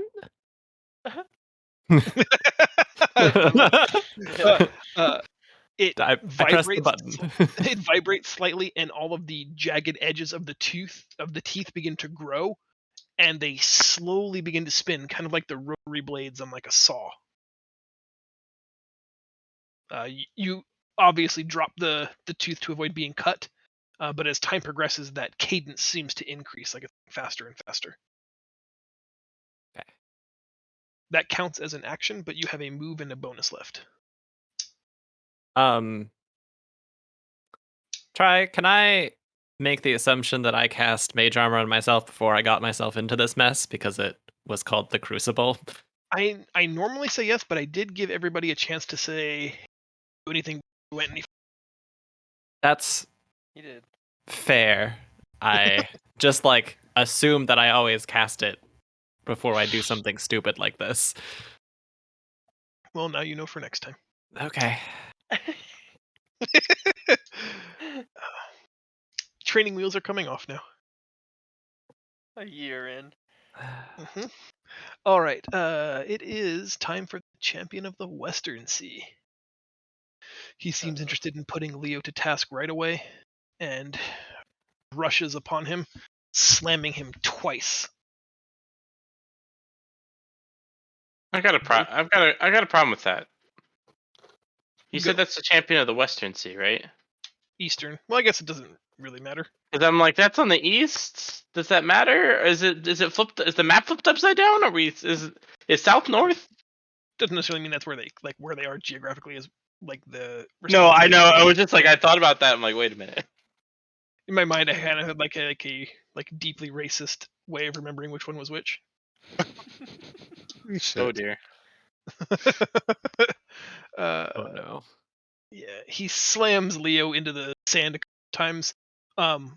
We all know Leo, the meat shield. He just, without hesitation, despite the pain, just climbs out of the hole that this thing just pile drove him into. Smiling, Kig, it's your turn. Alright, I'm just gonna attack with my magical trident, because I feel like my swords aren't gonna do shit here. Finding that.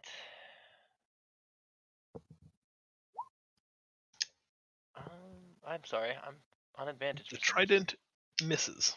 Oh, it should be on advantage, my bad. Yeah. Yeah, those are horrible. Cool. No, I'm gonna just stay where I am. I'm good.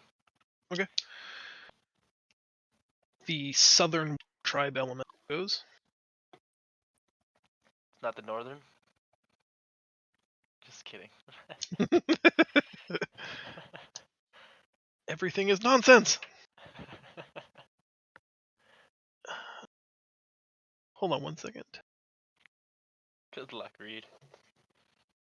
Thanks. Yeah, he's just gonna go with the slam attack. Oh, and our first critical failure. Nice. Ooh, that's That's probably not good. Ooh, wow. I would argue our first critical failure was that mask save. Nice. Oh, that's true. That's true. Oh. He, in a strong sense of overconfidence, watching his two other co-lieutenants having just bludgeoned a mage to near death and pile drove the dwarf, this guy just decides to like interlace both of his hands over his head for like just the ultimate haymaker, and he just splashes down on the rocky surfaces. Was not anticipating someone so small to be quite so bouncy and agile. And he, for a minute, like fully discorporates and disperses into just this puddle of water, and it takes a minute to like reform into his elemental constituent state. He moves to initiative 0. Oh shit. He will go Nice. last for the rest of combat. Nice read. So remind me when we get to 1 this time. He's already taken his turn for this round. But Oh yeah, that would be awful. He moves the end, and he goes. Again, some punishment. Jezza, it's your turn. Okay. Oh, I'm just gonna quadrant.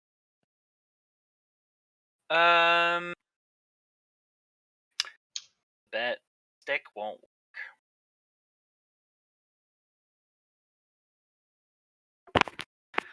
I don't think my stick will work. I'm gonna move in towards the champion of the ECs. I'm gonna go ahead and I'm just gonna do monk stuff to start. Okay. With two unarmed attacks. Punch, kick, hit, miss, or miss hit. But 7 points.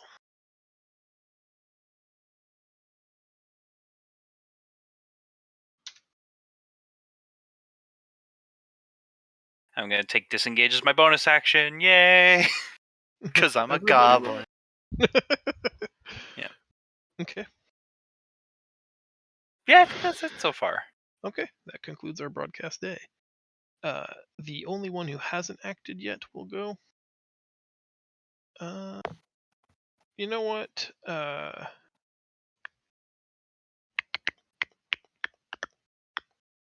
You know what? Fuck Lav in particular. He's gonna walk over and he's gonna slam on the sorcerer. Completely ignoring Cal. Watch. Oh! He uses all of his movement to get to here. Oh, exciting. Oh. Huh. Alexis, it's your turn. Standing before the towering elemental behemoth that seems to be growing larger by the minute, what are you going to do? I'm still within its range, but I move closer to the healing range. Okay. I don't know. Oh wait, I have my character sheet up somewhere else, don't I? No, I don't. Hopefully. You know, I did have my character sheet up, and I think I lowered it. Where did it go? Apologies, my friends. Oh, good. I tend to put it in an external window. Yeah, I do too, and I don't know where it went. And it's not loading, so it's time to restart the thing. Exciting. It's been a while since that's had to happen to you. No, it's not that it's that the Roll20 is having an issue. It's just that it just wouldn't load the character sheet at all. That was kind of an interesting thing. It kind of decided to tried to open it and said nope, and then closed it. Should we And then skip ahead to Zell's turn? Or you think you're going to be right back? no, I'm already back. Okay. I'm going to use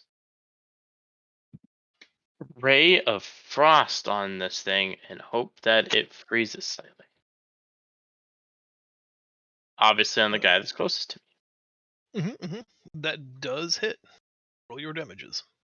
It's 11. Nice.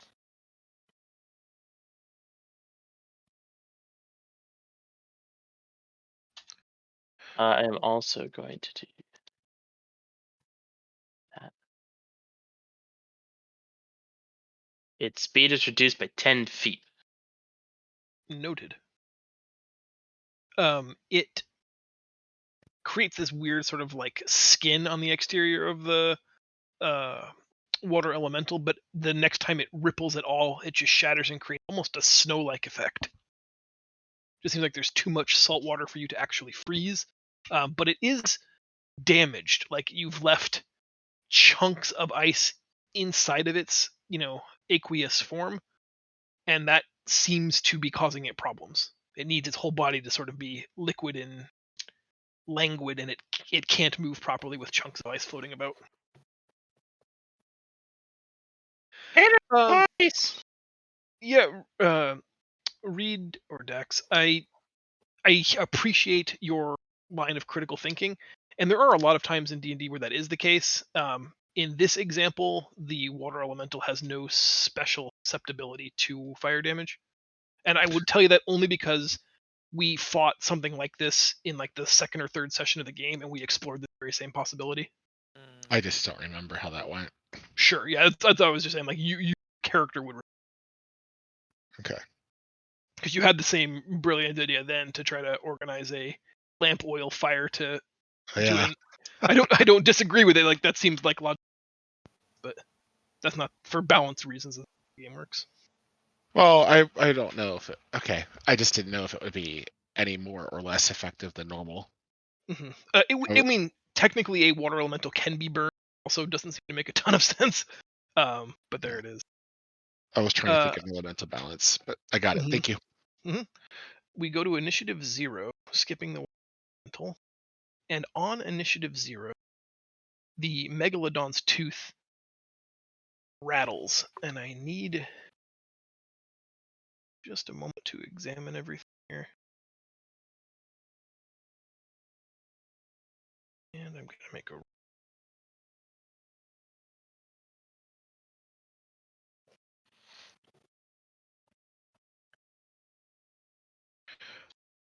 Oh.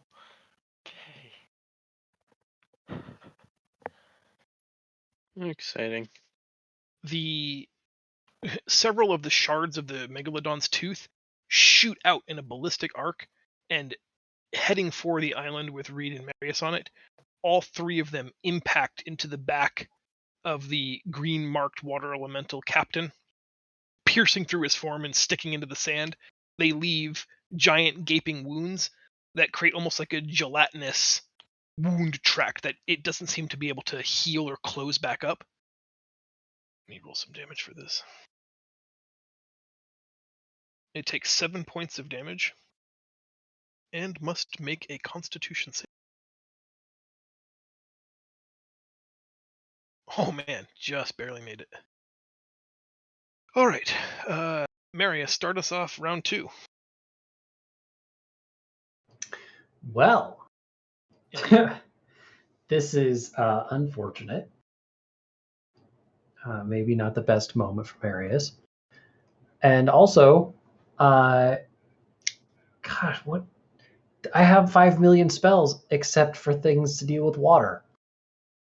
You don't have create and destroy water? No, that was the last character. Well, sucks to suck. Look, if I wanted to make that character again, I just would have dug him out of the ground. Now he's Kel's friend. Oh my god. Kel's Light best bulb. friend. Hey, it's like Marius walks up and like, hey, you want to make, you want a friend? And then he's just like, yeah, sure. And then it's like, and then now Zell's playing 2 characters. Let me tell you about Alright. my best friend. Well, here's what he is going to do, though. Trying to create some space. He's going to see if this will help and conjure up a bonfire. We're gonna sing Kumbaya. Didn't exactly do what I was hoping. I do not understand how this program works. It gives Alright. you lots of 1s and 3s. That much is true. The big part of this is there is currently a bonfire like right in front of him underneath the green guy in the hopes that he will walk away or that it'll screen and take damage. See if I got a thing for. I feel like I've had a thing. He does take the damage. You get that very gratifying, like bubbling, rapid boil sound effect. But it only barely does damage. Well, yeah. We're going to blame that on it being a water elemental and not the dice. Also, I'm just going to throw this out there. If you were to say that bonfire can't sustain in a water elemental, I would understand. How big is it? Not. If a bonfire to fill a 5-foot cube. There it is. All right, we did it. We did it. We did it. All right. Reed, passing to you. You hear the crackling of almost like a campfire. I glance quickly over my shoulder, decide that Marius is doing the best he can at the moment, and continue my assault on the water elements in front of me with some unarmed strikes. Ooh. Oh, I get to dear. re-roll that. Okay. And then You can only key do that point once a to day, though, this. right?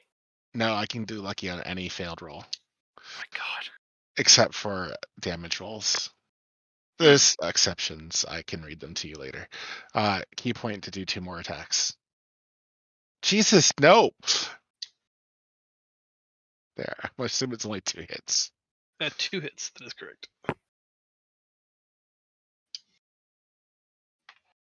But good damage. For real. No 1s and 3s there. Oh, I guess 3s, but no 1. I deleted my 1s, thank you. Do you want to move, or are you kind of happy where you're at? Aren't I within range if I move? You can move around his hitbox, or you can. Oh, you spent a key point. Well, I guess no. There's no limit. You can spend a key point to move and not provoke. I'm going to just take a step over. Okay. I guess. Because I'm within his hitbox right here, right? You are. And Yeah, he's so- large. He'll threaten 2 squares, so So he'd still threaten me here? he would. He wouldn't or no? Would. Sorry. Okay, good. Then I move there without provoking an attack, right? Okay, great. Correct. Yep. Right. It is my turn. Oh no. You move, which made my attack less good. Perfect. I'm glad I moved. Well, it just means I only get to damage one of you instead of both.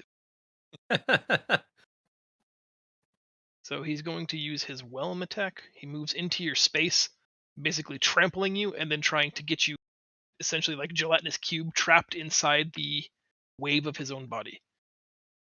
I hate this. Make a strength saving throw, Alexis. Yep, he's trying to kill me. That's the whole point. Strength saving throw, yeah? Yes, please. I did Holy okay. shit. Nice. Nice. Yeah, it tries to pull you in like a tidal wave, and you just trust your instincts. You close your eyes and you literally swim out of his. He's trying to suck you in. You take no damage, and you are not grappled by his attack. Yeah. Well done. I did not expect you to be able to make that. I didn't either. Power swimmer. Kel, it's your turn. I'm gonna reach into my bag of tricks and toss out a giant rat. I love the disappointment in your voice. I'm gonna pull out giant rat. Okay, Ooh, buddy. I'm gonna hold on to that one. Get Oh, him, I love the disappointment in your voice. Ratata. I choose you. Basically, Ratata, I choose you.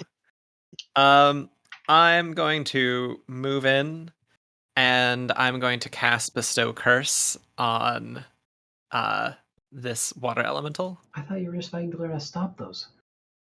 That's why he gotta learn. Yeah. Yeah, I gotta learn both to give and take. I need a wisdom saving throw from the water elemental. 17. Fuck. Yeah, it has no bonus. That's all dice. Well, I'll deal with that next turn. The rat is going to bite with advantage because of pack tactics.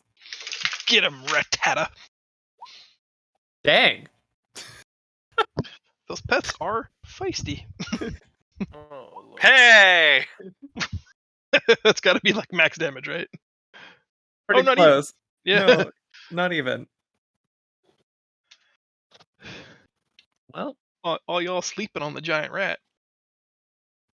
Yeah, I did 11 damage.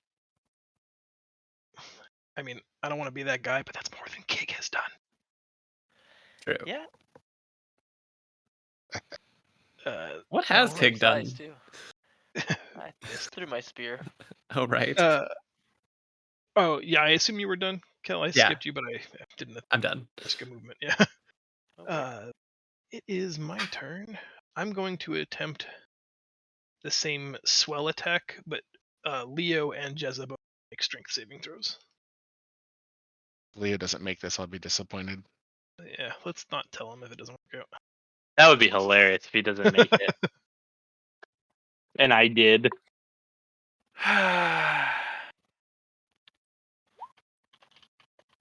Oh no, I got Sajeza.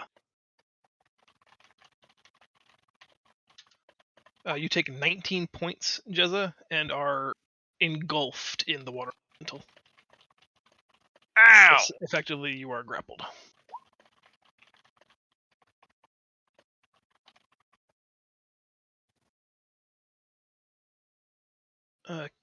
Kig, it is your turn. You narrowly escaped being swept up in the wave of this tsunami elemental. What do you want to do? Am I close enough to make an attack from here, or should I get closer? You can make a ranged attack for sure. If you want to stab him, you have to take one step closer. Alright. I'm just gonna hit it again with my magical spear. Oh my lord! What the fuck? That's the same thing I rolled last time. That is really disappointing. What the hell? Consistent. No, it's worse. Oh no, it is worse by 1. Yep, It's worse. It's worse.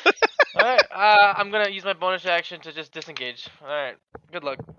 God damn it. Kick out. All Yeah, right, the rat's better than me. oh, bud. That's not true. Buddy, I'm sorry. Yeah, I've got All right. suits. Right, there it is. Jezza, you're grappled, which means you can either use your action to attempt to break the grapple with a strength check of 14.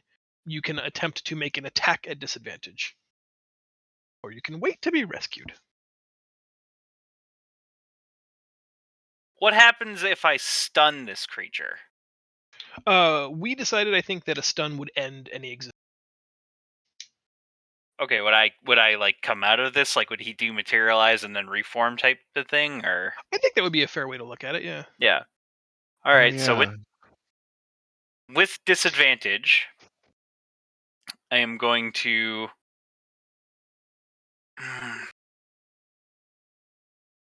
I shouldn't use Stunning this. strike.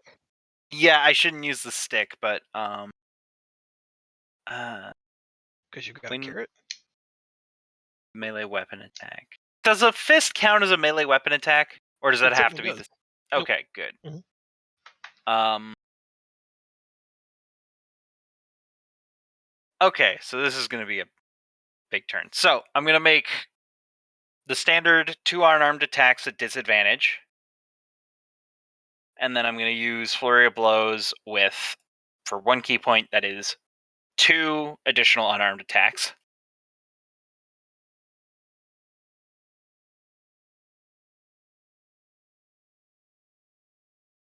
I'm assuming 3 of those hit. 3 hit, yep. Okay, and then I'm going to, on the, can I only do this once per turn? It doesn't specify that. I think I can only do this once per turn, so I'm gonna use on my 25. It's gonna spend one more key point to do a stunning strike. I should roll for damage though. And the target must succeed on a Constitution saving throw or be stunned until the end of your next turn. Constitution saving throw, go. 22. Well, fuck. And this is when we Wow. all die in this combat.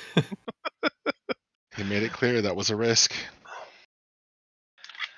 All right. Since you I can't did move, do 25 damage to it, considerable though. amount of damage. Yeah. It is his turn. He will attempt to slam Marius. The Slam a Jam Space Jam. Everybody get up. Yeah, 17? Oh, I yeah. don't remember.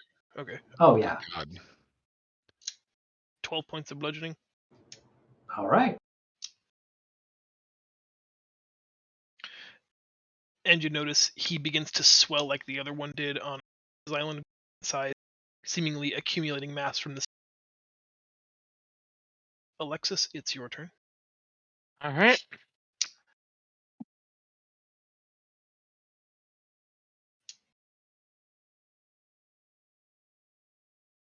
I am going to do one of these.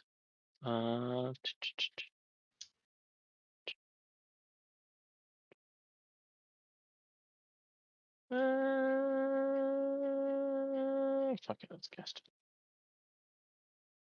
Wait, what? Okay, hold on.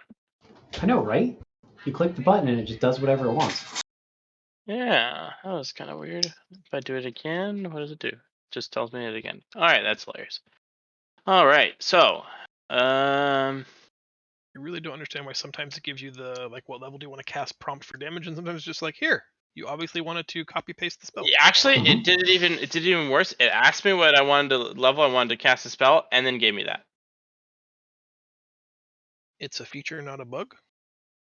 Yeah. All right. Well, I summoned a sword, and I was doing it at level 3. So instead of 2d8, it is 3d8. I do believe. Yep. All right.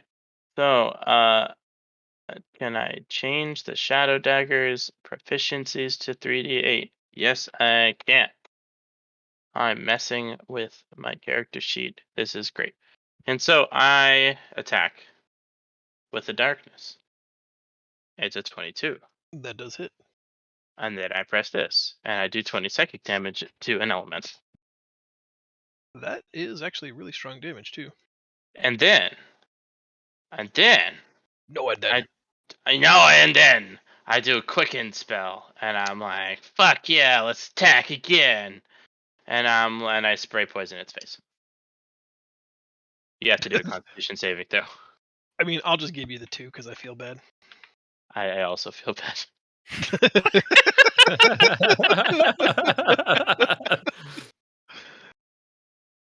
It just, like, looming down, just grimaces with this, like, weird agape mouth and just kind of chuckles, and then you spray it, and it just keeps laughing through the poison spray.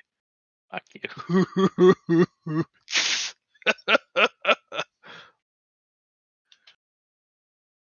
But I now have a fun shadow dagger. I can just stab it with Hey, constantly. Try. Sir. Does the green one take damage from the bonfire it's still standing in? End of turn. That's the end of its turn. Oh, fair enough.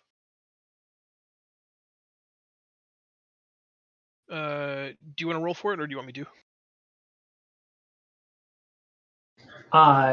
Go ahead. My rolls have not been great. It was 2d8, right? Yep.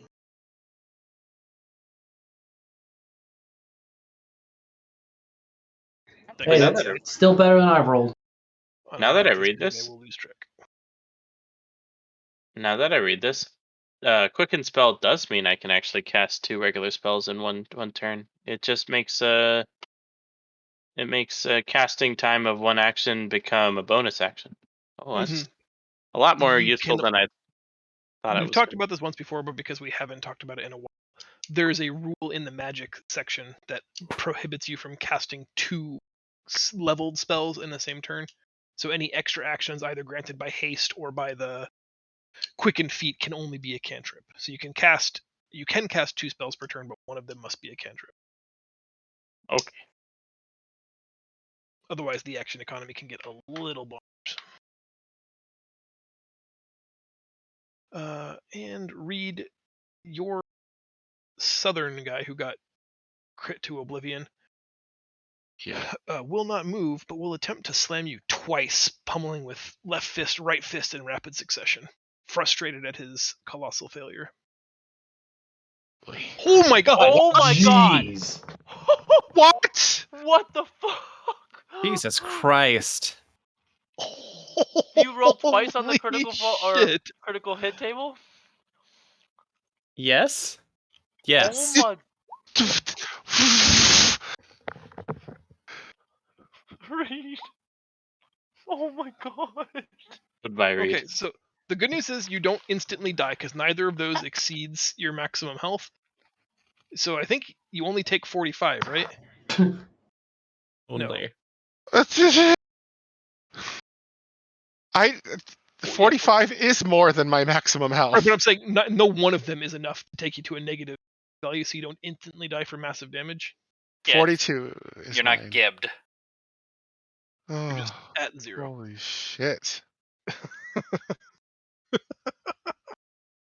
not funny. Dude. Holy shit. 5. What an exciting turn of events. I had You're a just plan! happy you're not dead. I know. Right. Ah, At Who's he trying to kill initiative again? 0. I think Reed. Yeah, right? At initiative 0, the Megalodon's tooth fires off again.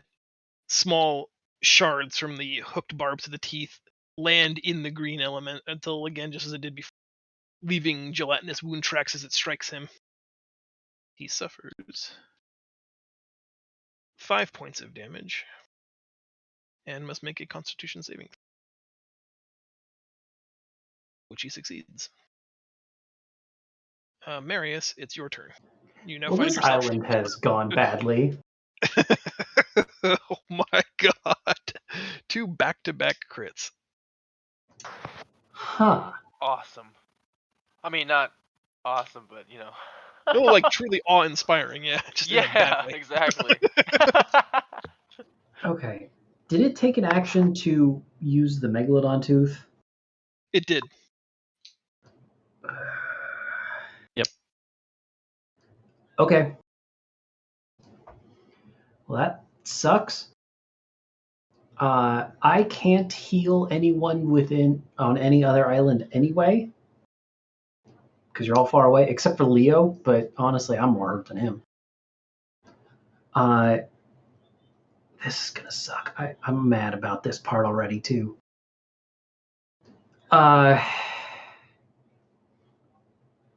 Yeah, Marius is going to I did not mean to do that. I'm sorry.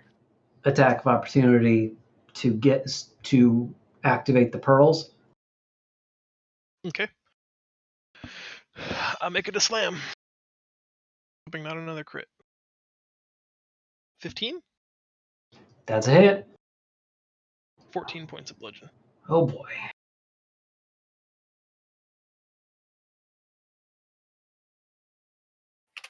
always knew Try hated me. Okay.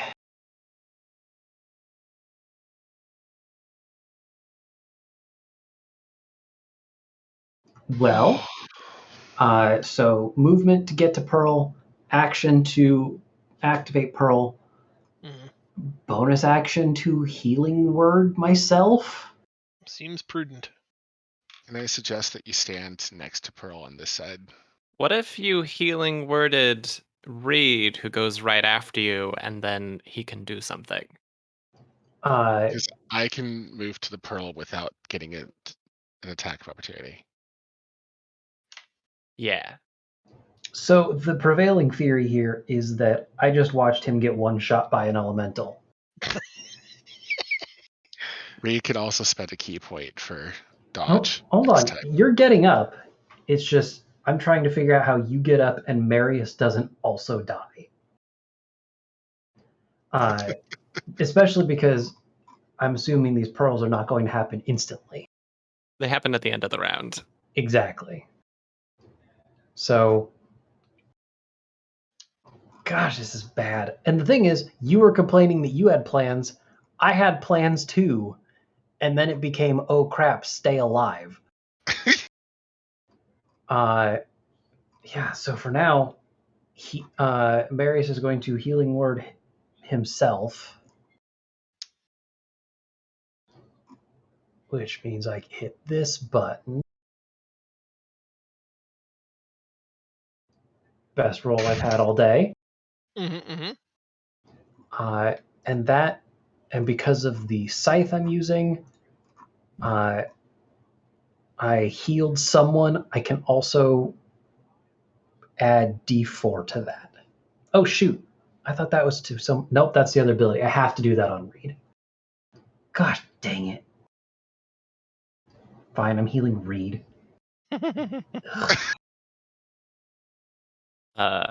So undo the attack of opportunity. No, I'm still standing on the pearls because somebody has to. Okay. So you're going to heal for 10, Reed, which might make you survive a hit.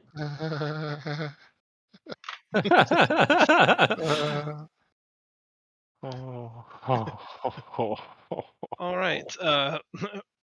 Marius bravely, unexpectedly, takes a wallop from the elemental to activate the pearl, and then heals Reed to try to get us back in the fight.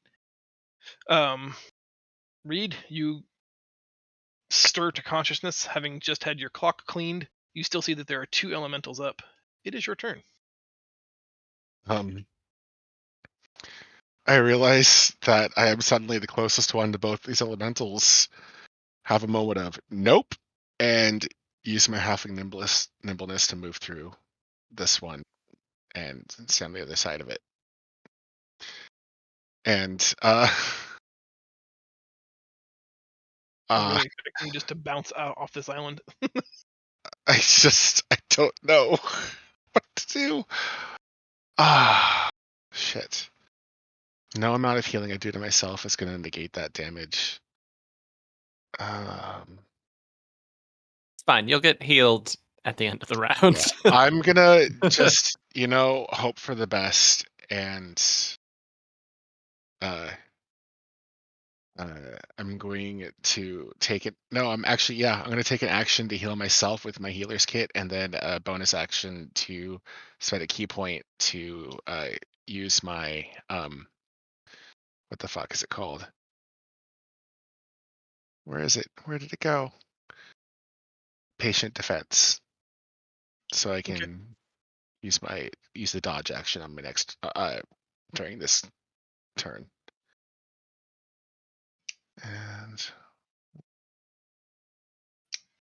d6 plus 4 plus 6, so I get 13 healing.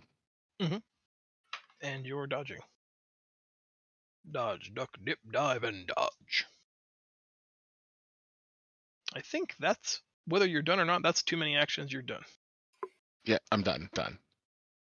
Because that was a movement, an action, and a bonus action. For full random transparency, Alexis, I'll let you pick 1, 2, 3, or 4, 5, 6. 5. If your number comes up, I'm attacking you. Fine. Ooh, he's gonna slam Kel. Okay. Single slam attack against Kel, 21. Yep. 14 points of bludgeoning. Ouchie.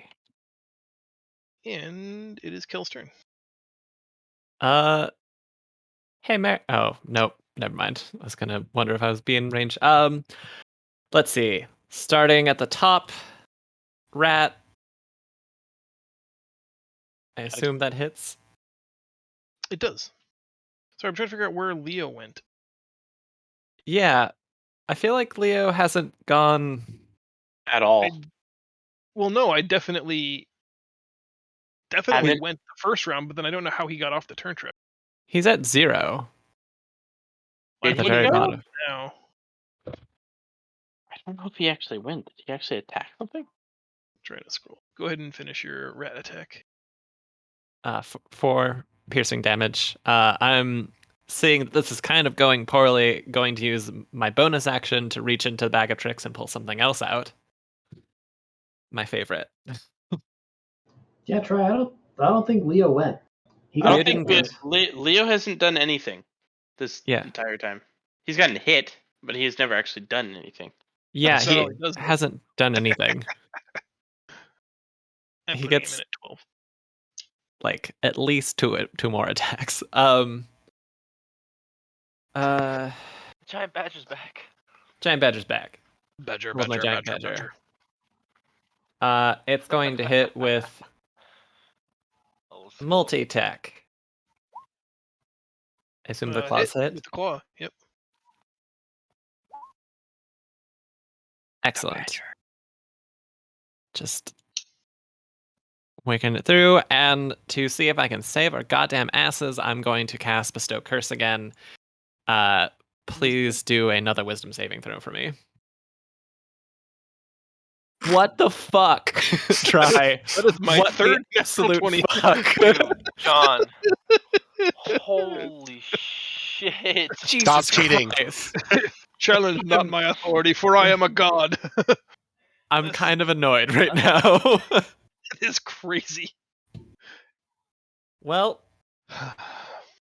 I'm just gonna go drown myself. That's what's gonna happen. Easy, Let it stick take your head in me. the elemental. Just gonna stick my head in the elemental. Fuck, John. That's a lot of critting. I think your dice are loaded. That's it. I've got nothing else. Okay. It is. This guy will attempt to punch Leo again. Yeah, single slam attack this turn. 14. Kig, it's your Ho-ho. turn. Sorry, that was my roommate listening to Outcast.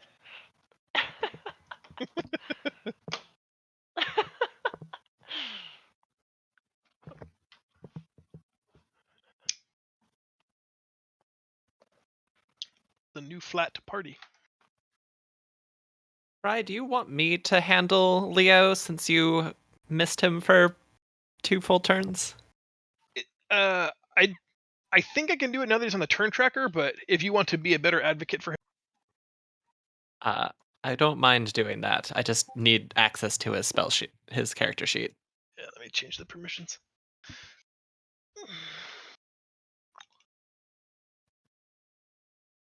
Suddenly, Leo's elemental gets healed.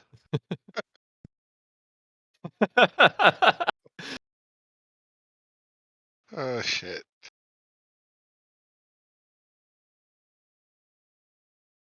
Open up. I can't open up his sheet. It's just it is a blank white square that says Leo Ghost Puncher Stronghammer. Oh no. Ghost Puncher Ghost strong. Puncher. Oh, I remember that. That was good. Good times. Are you kidding me? Fucking roll 20. Apparently all I can do is just roll a shit ton of 20. Roll 20. He said the thing. Okay, I can open Jez's sheet, no problem. Hey. Just checking. Okay. Have you tried turning it off and on again? I'm gonna have to just log out and back in. I don't know what. Hey, that's what happened to me. That's exactly what happened. You like load it and you see your name, but it's just white. Alright, White reloading character. to your back. That's frustrating. A little bit. I just felt like that was something Reed would say. So I just imagined he said that before he moved. Or after he moved, whatever.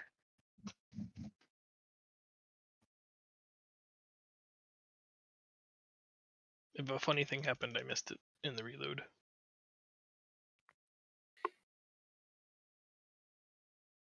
There we go.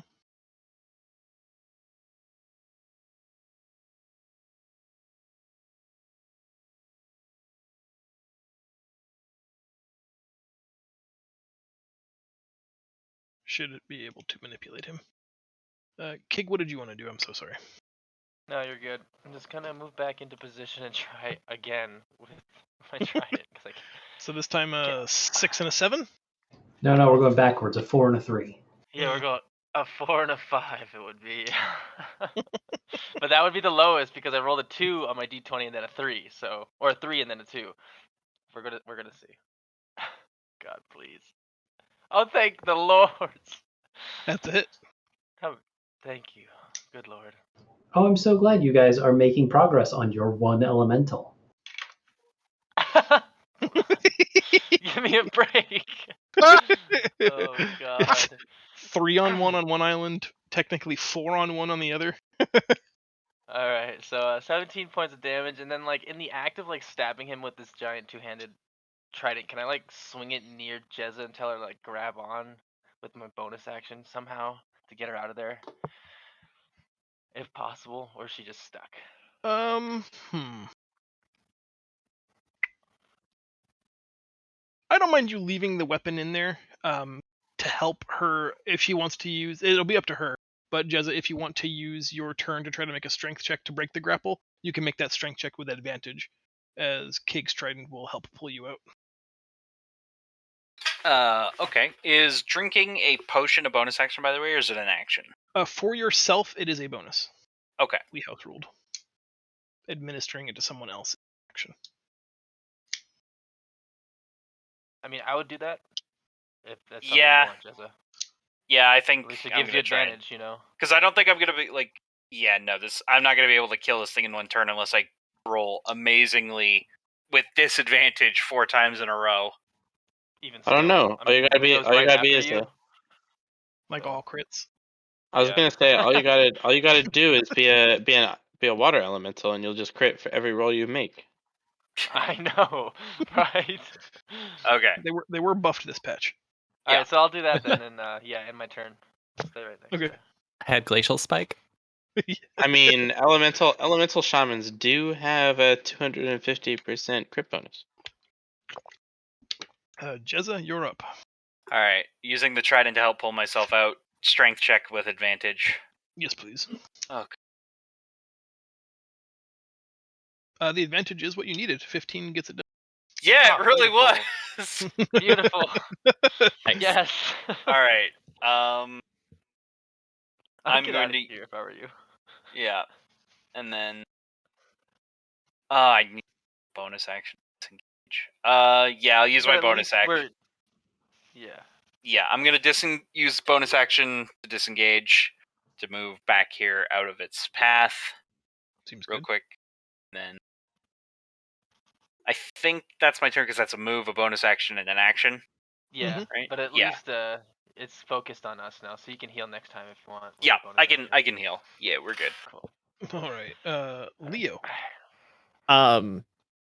Can I argue that since Leo was supposed to have 2 turns that he didn't have, that I can just take 3 turns at once?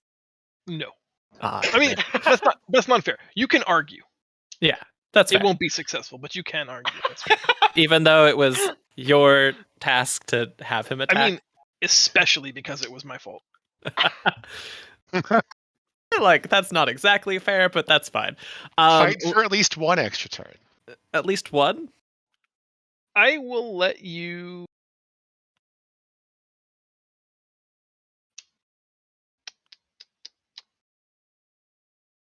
I'll let you take two turns worth of attacks now. Okay. No I'm additional cool with movements, but 2 turns of attacks. Because I think he would have just stayed where he and punched stuff.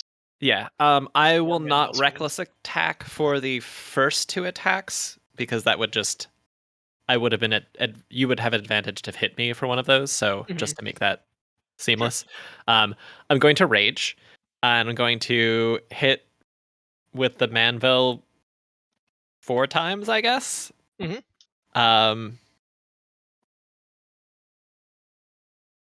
miss. You'll at least swing 4 times. Reckless attack on one of them. Hit. And hit. Yeah, that matches hit.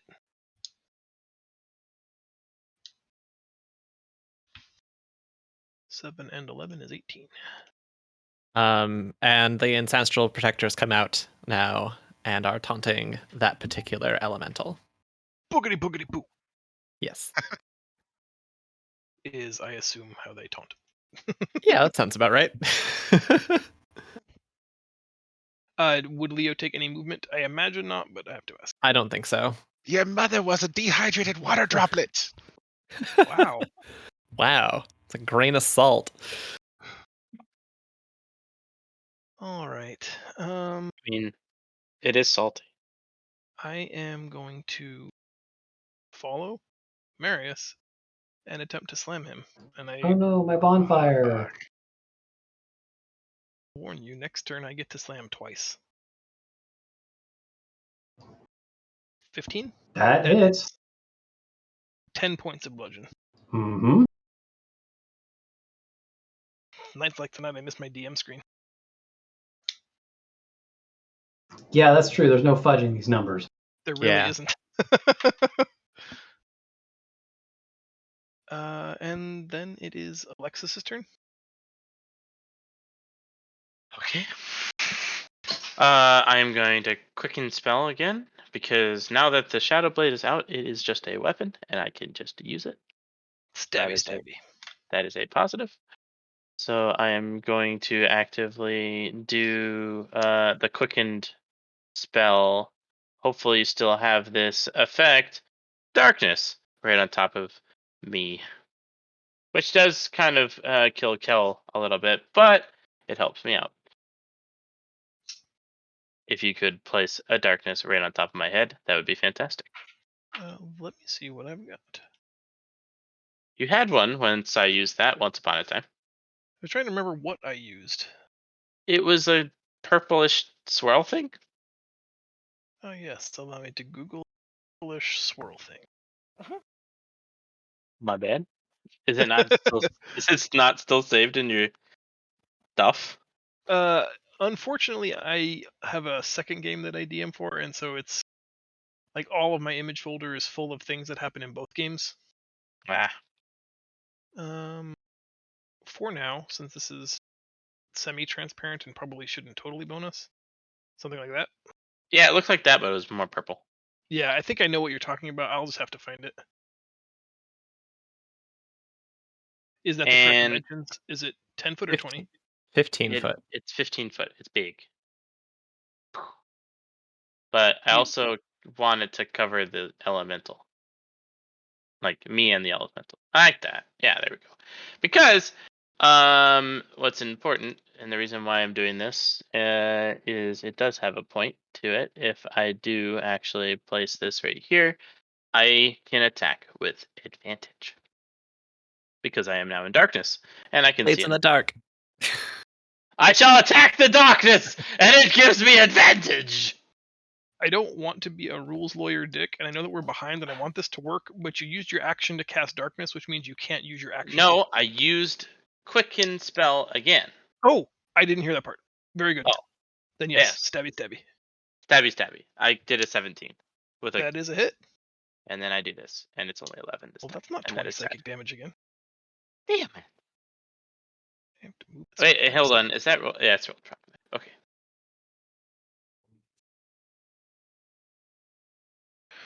All right. And now they can't see me. And it Please can't see God, anything no around more it. crits.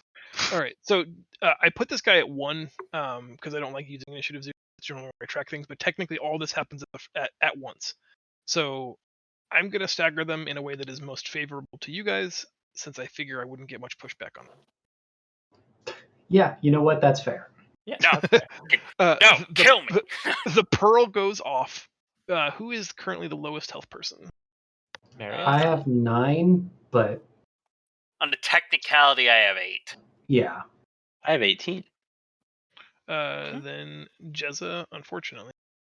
Well, not unfortunately, just the way it works, restores 20 HP as a thin green beam issues forth from the pearl, streaking across the islands, basically burrowing its way into the jagged wound left by the pummeling you received, and there's this balming sensation that seals your wounds and invigorates you.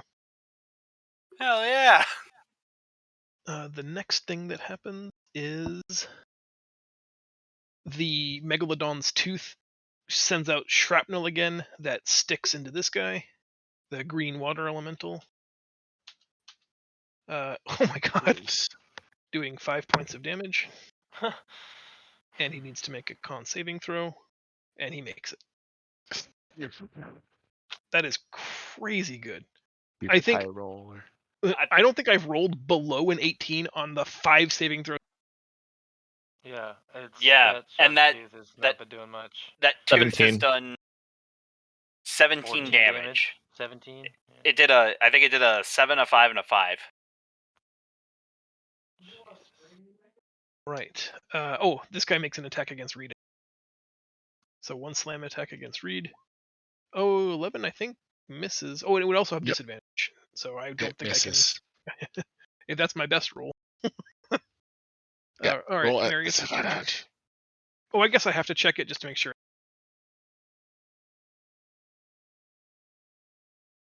Sorry. Now, Marius, it's your turn. Okay. Both would have missed. That's great. So first action, as bonus action, I'm going into my starry form, which is a page and a half. Yep. Mm-hmm. I'm still taking up the Chalice Constellation because I need to be healing. Seems good. And as my actual action, I'm going to heal myself.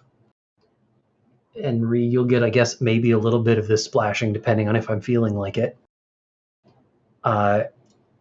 Nope, I'm not giving myself spells. I'm casting. I think this is going to work. That spell. Gosh dang. Oh, no, wait, that's fine. 15's pretty good. Yeah. I didn't realize I was adding those. I was like, oh, I only rolled an 8 or a 7. Okay. That would be upsetting. Because of my sickle, I add a d4. Great. And because of my starry form, I add 1d. I just typed this. 1d8 plus 4, and I'm going to give that to Reed. Okay. So you get 19 and he gets 11? 7. Oh, you add the 4 in the thing, I see. Yeah. I'll take it. And I'm just like, I'm frantic, healing, throwing anything I can out that's going to put us in the positive. Mm-hmm. Don't forget to add hit points to your character. That's the plan. I just need to check 2 things. The first is that bonfire goes away, and I'm really sad about it, I guess. Oh, the concentration. Yeah. And, actually, I didn't break concentration, did I? No, I still have my bonfire. Whatever. Oh, the form doesn't require concentration? No, it's a form, but it's not a spell. Copy that. And then I don't know if I had to have spent an action to maintain the pearls, and I hope not, but I don't know because this was just more to fun. activate. Okay. You have to remain standing on them? Nope. No. It's just an on-off switch. Well, I guess if that's the case, I should move then. Move over here. No, if I'm going to move here-ish so that I can possibly throw something out to help people. I think you're going to get an attack of opportunity if you move there. I think they have 10-foot reach. Yes. Yeah. Oh, yes. So, if you were on the pearl, then the red one you'd be breaking his threatened range. Really? I thought his threatened range was a square. Two squares. Yeah. Wouldn't that be 10 feet? Oh, yeah, it would. On the diagonal, I guess that's fine. Technically, you've got, I'm going to use Reed to illustrate. You've got, this is 1 square, this is 2 square.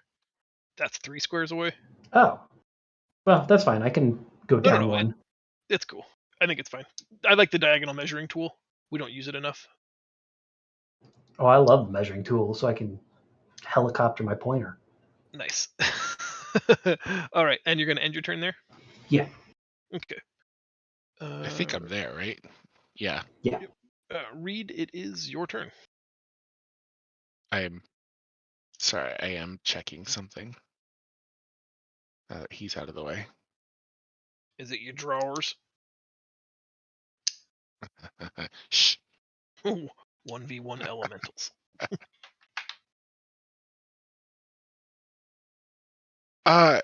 So I have a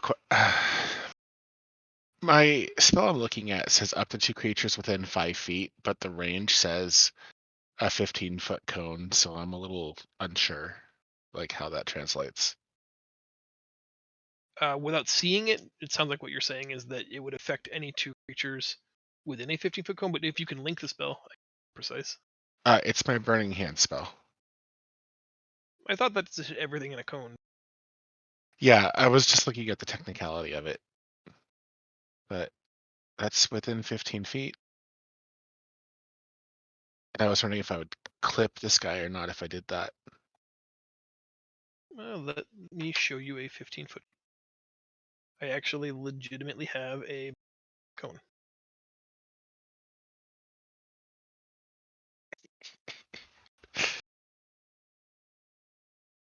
That is Burning Hands.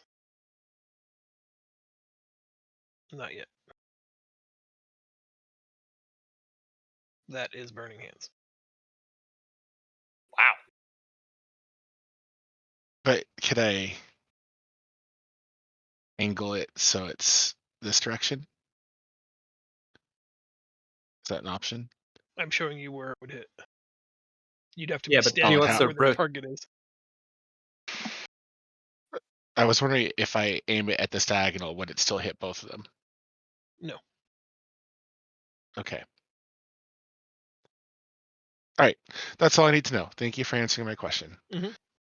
All right. I'm going to continue to play this game of run around the monster. Yeah, it looks like if you were where Marius is or south of where they are, you could. But from your angle, I can't draw. It's 2. Yeah, I have to stay within range of this guy, though. Because here wouldn't hit either, would it? I think if you went like here, you might be able to hit both of them. Or here. Yeah, that hits both.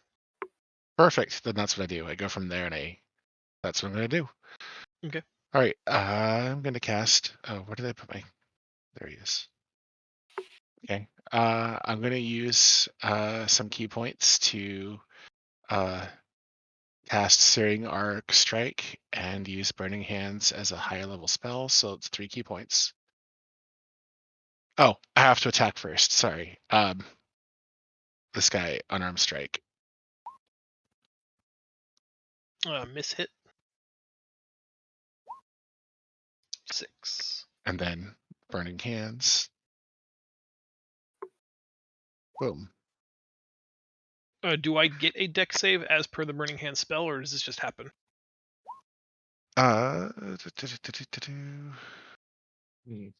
Fuck, I'm trying to remember. Sorry. Getting their spell-like abilities. I need to study the spell better. Spells of bonus action.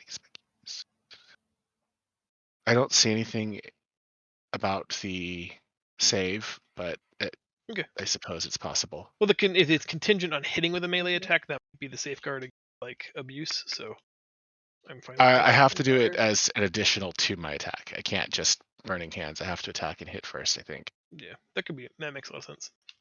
All right, that's 15 to each of those 2. Do you want to move? That was my movement right there. Done, son. Back up to Darkness Dude,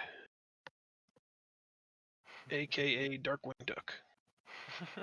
Oh my gosh, if only. Remember, if he tries to leave out of my range, he gets an attack of opportunity from me. That sounds like you'd be getting awfully dangerous. Yeah, I think I'm going to risk it for the biscuit. Okay, hold on. Let me see if. Do I just roll damage or do I roll it You'll make an attack with a disadvantage. with a disadvantage? Oh, it's advantage for me. I'm in darkness. But darkness doesn't. Even dark vision doesn't work in darkness. Yes, it does with Eye of the Dark. When you you learn the darkness spell, which doesn't count against your number of sorcery spells. In addition, you cast. You can see through the darkness created by the spell. Nice, awesome. So yes, I have an advantage on that attack. Okay, make it.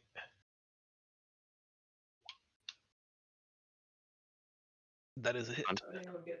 So he gets another 11. Woo! Consistency is a virtue.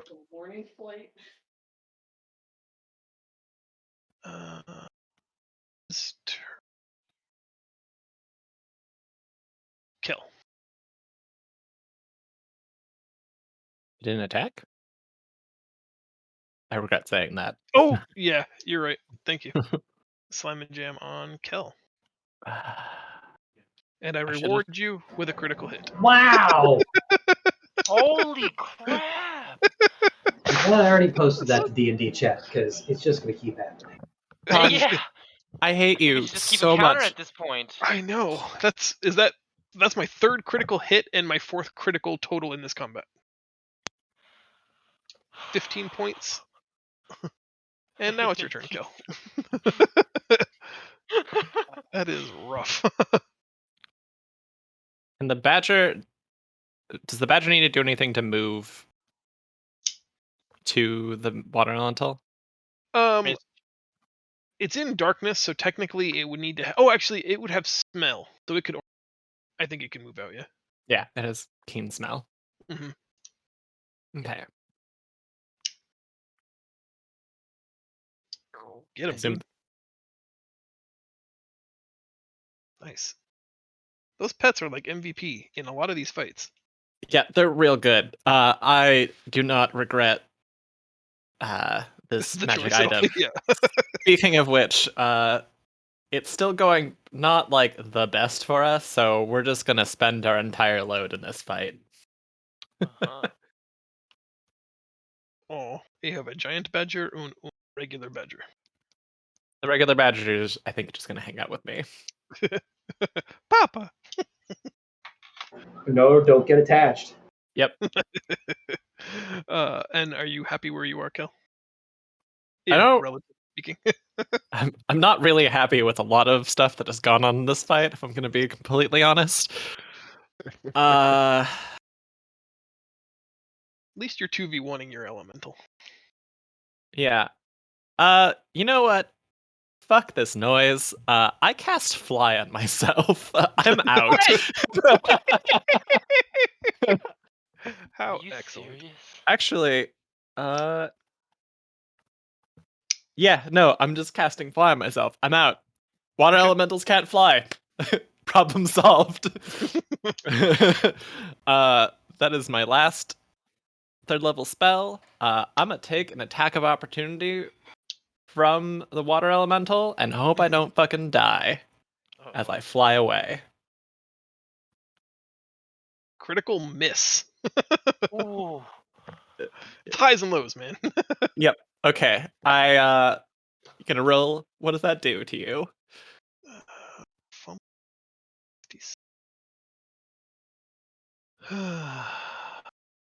That's insane.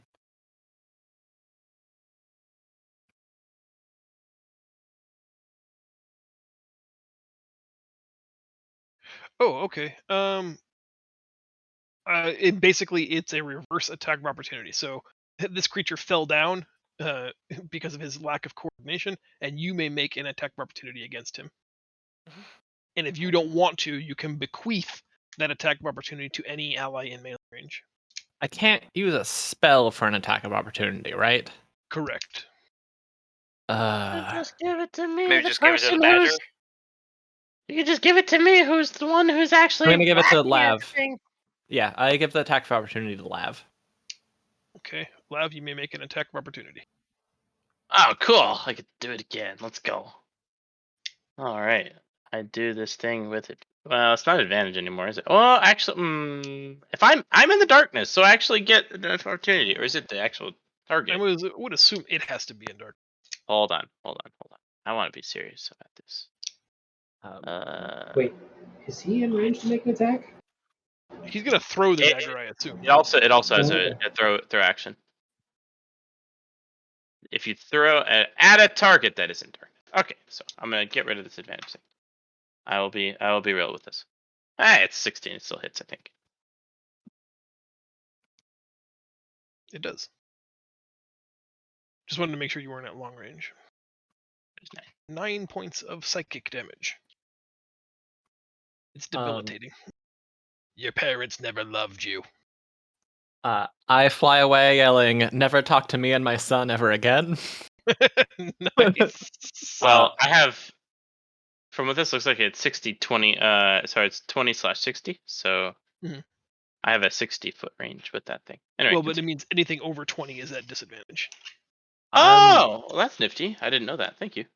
Yeah, that's like accurate range versus ultimate range.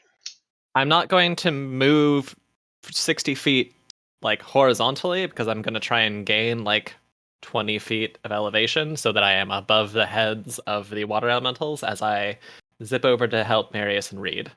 Seems good. Help is on the way! For just a second, I was going to be belligerent of like, no, we're good. And then I remembered to look at the map. I was like, oh, wait, no, actually. No, I'm... You are not good. What does that sound? Gulp. Pride. Swallowed. Alright. The champion will continue to pummel Leo, and unfortunately, this is the round of double slams. He does have resistance now that he's raging. Oh my What god. Fuck! Okay. I'm not. This is no longer a joke try. 5 critical hit or 5 critical successes and 3 critical failures. Yeah, both those hit. So he takes 6 and then 10. Total of 16 damage. That sounds about right. And the chart.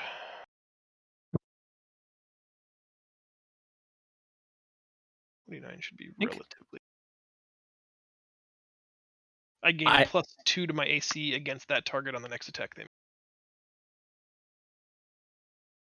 Cool. Kig. Finish Alright. him. Yep. I mean, we'll see about that, but looks like everyone's pretty healthy, so let's kill with my trident. Show them why they call you Kig the Trident Pokemon. Kig the... No. Let's go back to that. I want to hear why they call you Kig the Healer.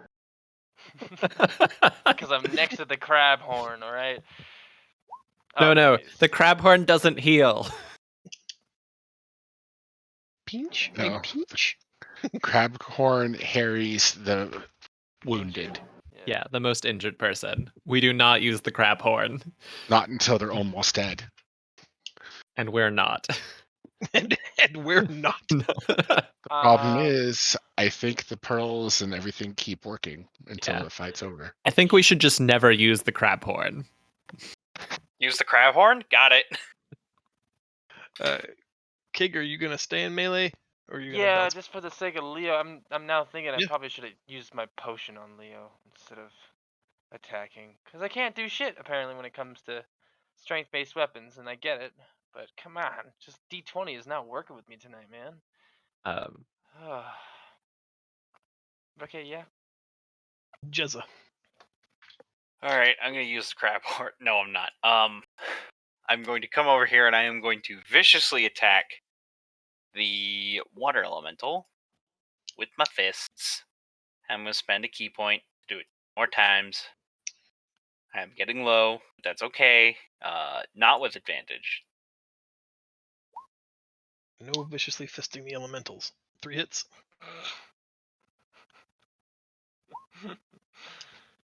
What the hell? 26 damage. That's really solid.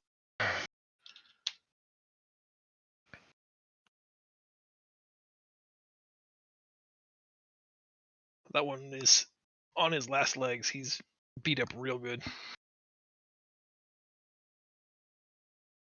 Any other actions, Jezza?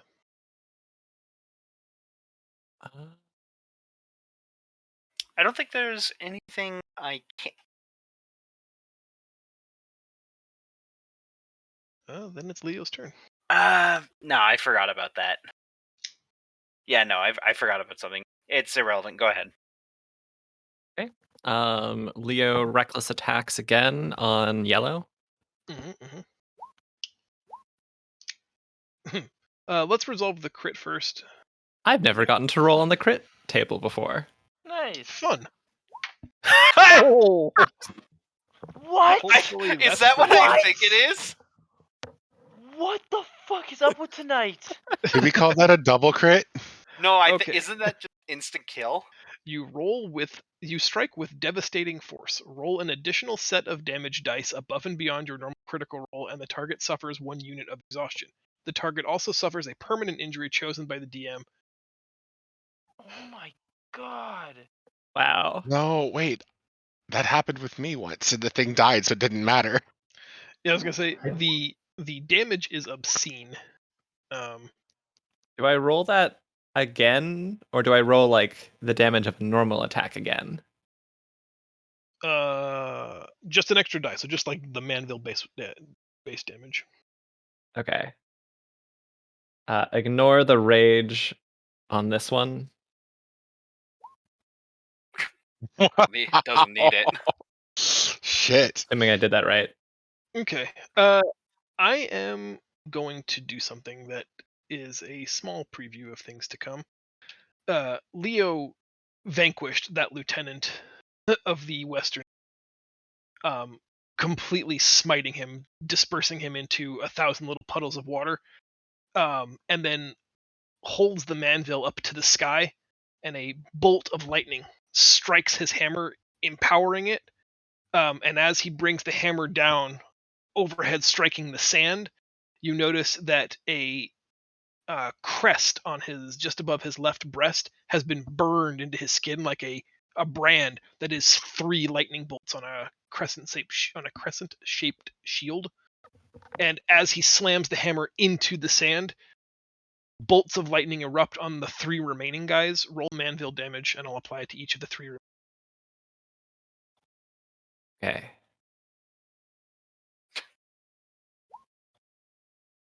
So what I'm hearing is that Leo has poke evolved into Thor. Yeah. That sounds about right. And I'm going to be perfectly honest.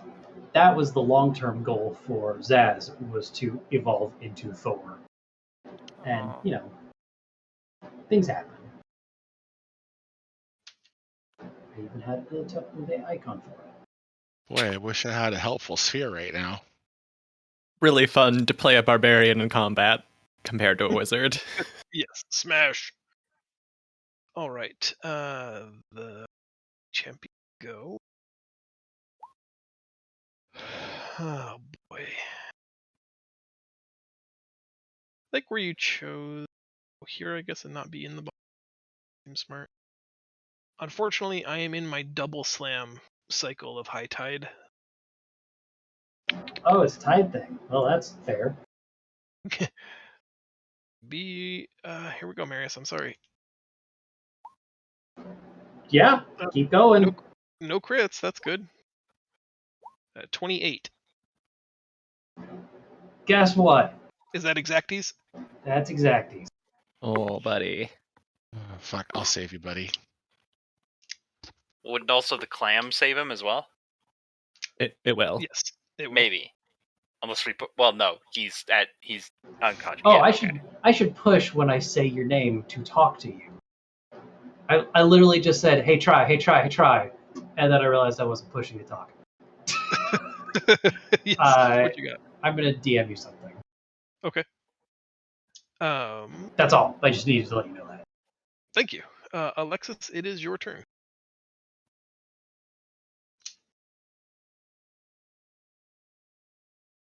Kill it.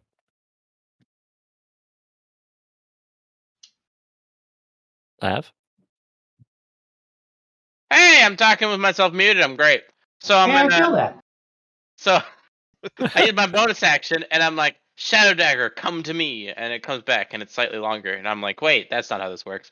And then I'm like, okay, whatever, and then I toss it again. I'm like, woohoo! And I miss. Oh, But buddy. not a regular miss, huh?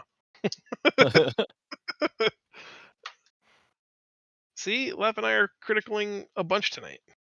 I hate you. Do you want to push the button or shall I? Hey, Try. Yes, sir.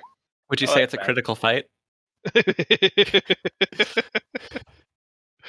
Oh boy, 89. That's probably not good for you. Probably not.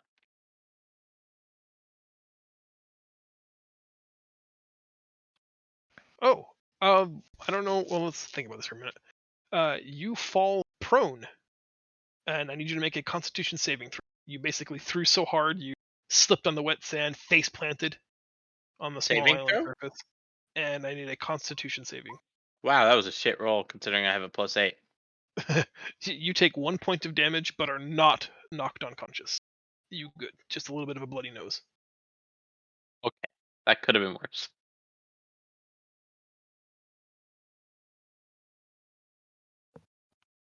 Try. I know my whispers were all kind of disjointed, but did you get everything? I think so. That there is a saving throw for the burning hands, Yes. and that you figured out your DC for next time.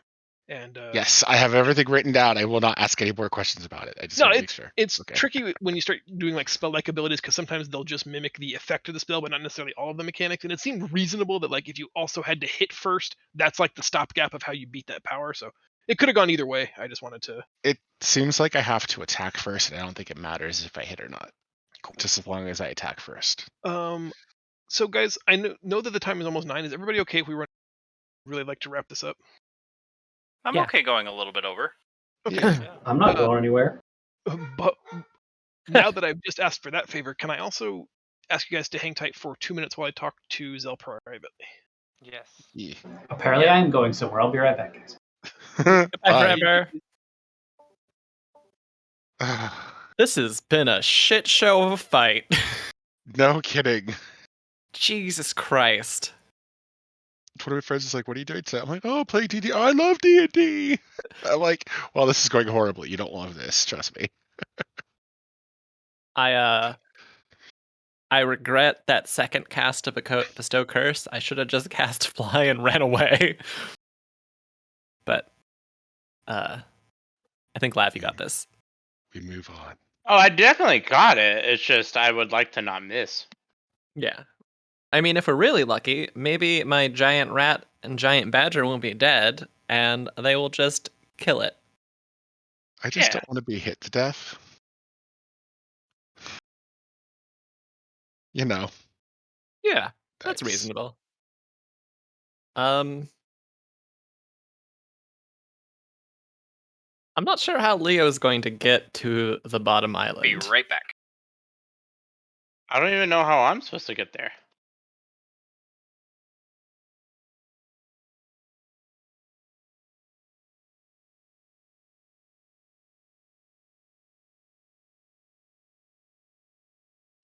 Leo might need to borrow your ring of swimming.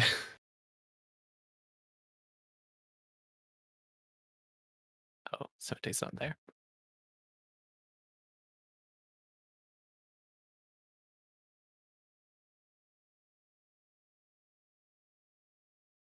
Oh my. I like how there's just like this full on like sports RPG on Google right now. It's very odd.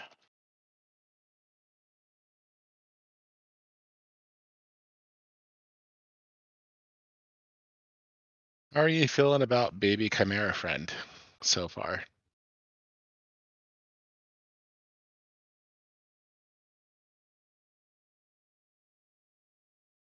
You guys liking how that's going?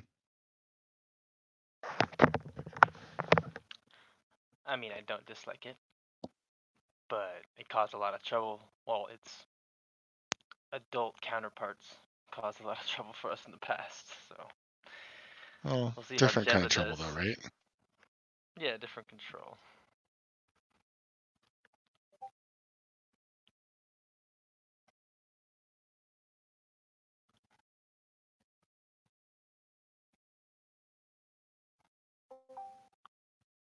Good news, guys. I'm still dead. Ish. Well, Lab isn't that bad once you get to know. Hi guys.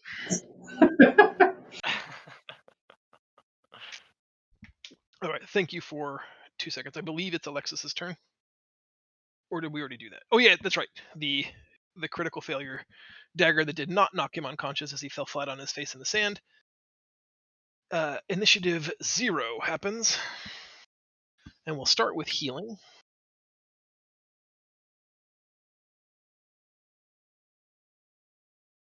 13 hit points to Marius. Oh, hey. I totally forgot that was going to happen. Then we do Shark's Tooth damage to the highest health enemy that remains, which I think is still green. It is. For 12 points of damage. And he's got to make a con saving throw, which I'm going to get a 27 on. Yep. 20. close Can't enough, see, but right? I'm brushing my shoulder. And it is Marius's turn at the start of round 4. 5. Okay. This island is getting think really they exhausted, guys. Just throwing that out there, everybody that's on dry land up north. I'm happy for you, but anytime you feel like heading our way. What do you think I'm doing? Yeah, you're not on dry land. I appreciate you. Okay, so God, we're doing some healing. I think we need Meg to roll for you now. Oh, you don't want her You're not rolling. allowed to She roll is anymore. so lucky. Say that to the person who didn't get the charger mount last time and you did. That's true. Every once in a while. Okay, so here's how this is going to go. I am going to cast an aura vital. Yeah. No, because it takes 2 actions. Gosh dang it. I'm going to use a bunch of small heals. We're going to use this Cure Wounds level 3. And we're going to start healing people. On myself. Gosh dang it! That's It's a lot of ones tonight. it's a lot of ones. You can't crit fumble on a healing spell. No, right? but it's just So, a large number of ones tonight. I add a 1d4 to it. So I'm healing for 16. I'm healing Kel, because mysteriously they're a lot closer now. I'm also For- 20 feet up in the air, so I don't know how that works relatively. Is that still in range? I'm going to say yes. Okay, yes. Cool. Ask Pythagoras. How much do I heal? Try. Just 2? You heal that much. 7. Excellent.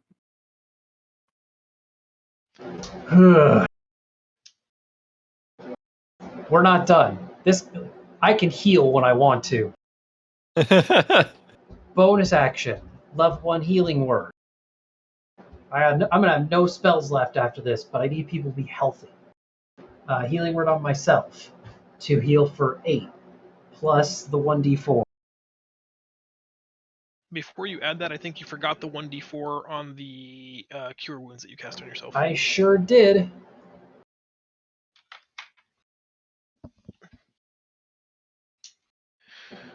Okay, so hey, Marius feels good now. Mm-hmm. And is going to throw the 1d8 plus 4 at Reed this time. Okay. Little cleave healing. Yeah. Gosh, all right. It is a little cleave healing, yes. You know what? Reed, you're getting 5. And his move is just standing up at this point. Ow! All right, Reed, what you got for me? Okay. I have no more key points, so this is how this is going to go. I'm going to make 2 rapid unarmed strikes against Red here. Both hit. And then I'm going to take my remaining bonus action to concentrate briefly on my Belt of Mastery and regain some key points. More keys, please. Pretty much. Be careful what you wish for. Monday might show up.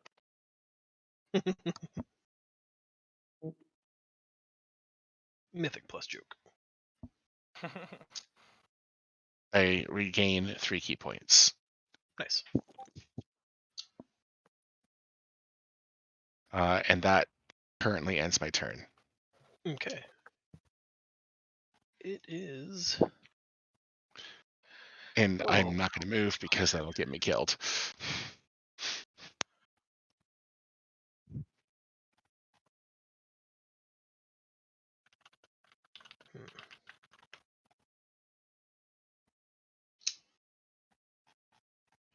Trying to decide what I would do here. I think I'm going to be brave and make 2 slam attacks with disadvantage against Lavander. I think the giant badger gets an attack of opportunity. Yes. Eat me. 19 hits. It literally did eat you. Pretty goddamn close to actually killing me too. Just wait. All right. Slams on Lav with disadvantage. 12 and Yes. 14, I believe, are both misses. I do believe so. Are you 15, I think? Oh, I see you as 13. 13. So hit and miss. The hit deals 14 points. Ooh, exciting.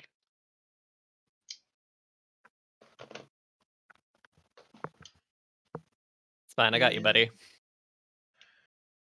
Kel, it's your turn. Okay. So we're gonna do the animals first. Okay. In order of giant badger to giant rat. We'll start with the bite. Hit. Dead. That's perfect. That's exactly. I don't know what that looks like, so you tell me what a giant badger killing a water elemental looks like. I think it just slurps it up with a bite. Like, what else is supposed to happen? How'd you beat him? I drank him. I pulled out a comically large straw. I love it. Yeah, just savaging him as only a giant badger can. You disperse enough of the water that he doesn't have enough material left to constitute a form, and to risk permanent destruction, he's got to evaporate back into the ocean. Only 2 elementals remain. Does Leo need to do anything when killing one, or when one dies, or is it only when he kills one? Say this again. The lightning strikes that happened when the first one died, was that only because Leo killed it? Oh, or because of the critical strike. Okay. Cool. Kel is going to fly over here. They are still like 20 feet in the air, so they are out of range of the water elemental, and they are going to cast Witch's Bolt at second. Where did all my spell? Oh, that's Leo. Witch's Bolt at level 2. Okay. That misses, unfortunately, by 1. Which is Basically, yes. Well, that's it. I'm done. Yeah, nope, I'm done. King the Sword. Yeah. I'm not sure what I can even do from this position.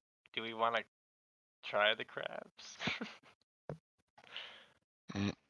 No, we are not doing crabs. Almost dead, Alexis. I think Leo might be able to fastball special one of you over. I'm pretty small. That's We're really both pretty far. small. He can like no. I was gonna say I can get over attack there me on with my his own. mandible. I don't know I don't who want to. stole the boots of springing and striding, but that might get you close. I think Alexis is wearing them. I'm not wearing them. It's not me. You rob one corpse of a beloved team member, and suddenly I'm the bad guy. Yeah, I'm not sure what I can do from here. I don't even have the range. Your bow can't go that far? 60 feet, I would have to stand at the edge right there. And It's but like I a don't big know house. if like, see, that's why I've been using my trident because it's a magical weapon. My bow is just normal physical arrows want to just go through and get taken out by the torrent of water that this beast is. I mean, it's worth a shot. Yeah, it's worth a shot.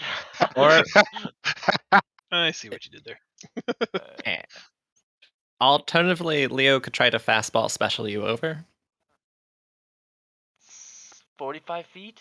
What kind of strengths? What kind of like roll would he have to do to hit me? Or get me that Historically, far? his strength is capped out at around 30 feet. Okay. So yeah. Also, I feel like I should remind you guys that right now all of the water around these islands is at least partially that giant water elemental. And I don't want to jump belly flop into its belly. Yeah, That's fair. exactly. It's a good. He's smiling. Good What thinking. part am I swimming in? What part am I swimming in? I mean, especially like that thing's submerged so that just the top of its head is available. It's just like an alligator watching, waiting for us to do exactly that.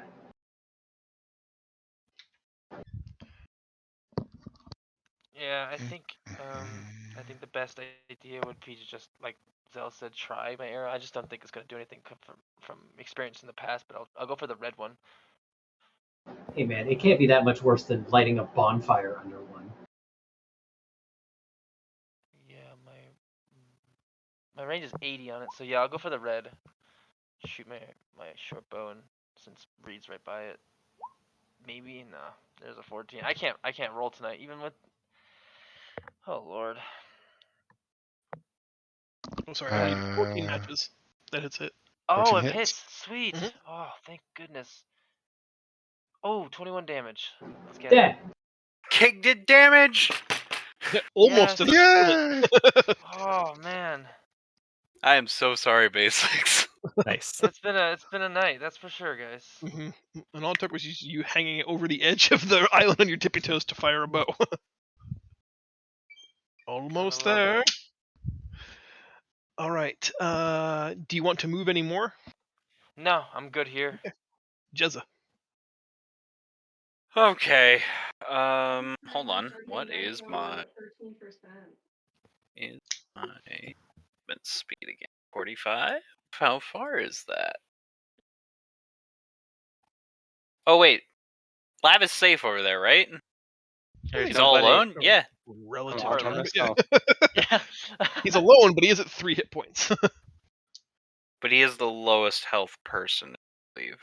Don't use the crabs. Crab Use horn, the crabs. crab I'm horn, not gonna crab use the. horn. I'm not using the crabs. Calm down.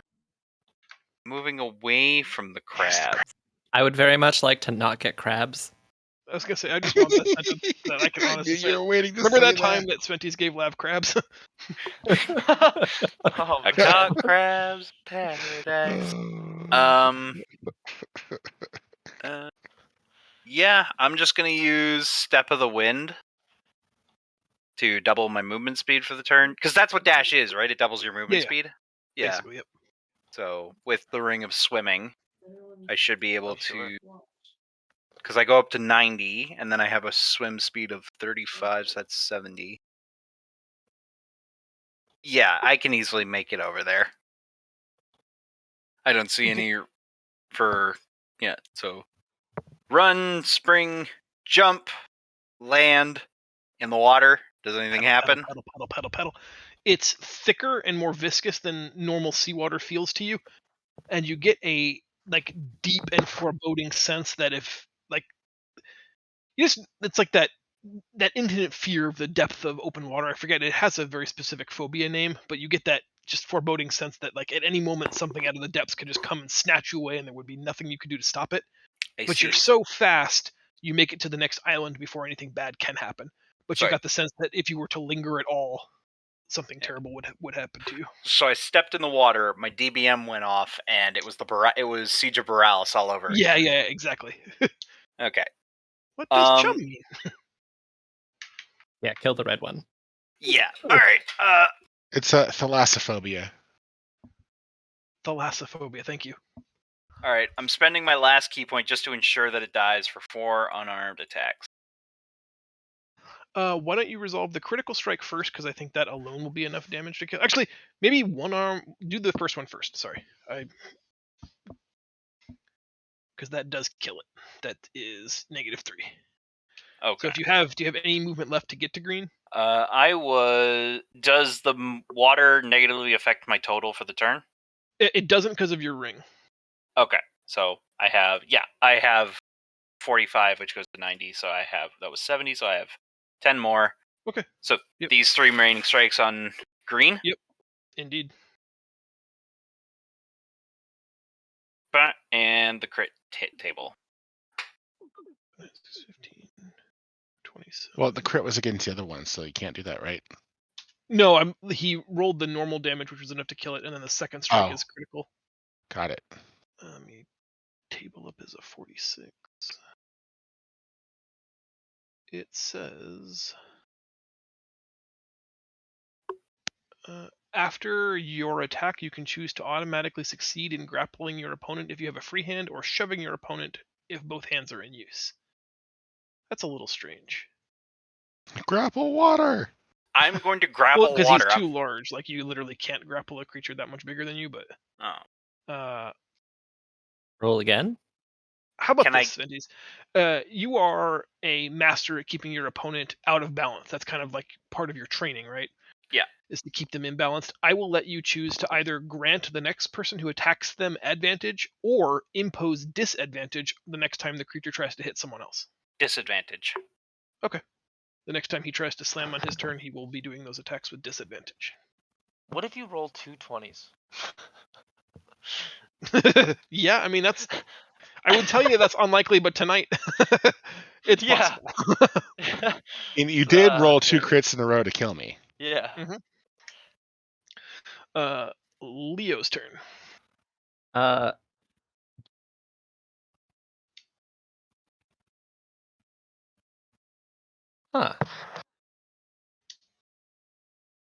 I guess Leo's gonna stand next. Wait. Yeah. I guess Leo's gonna stand next to Kig and throw his magic spear. Excellent. Good luck. Ooh. I like Did it. he have... Was he attacking recklessly? Yep. Cool. Great.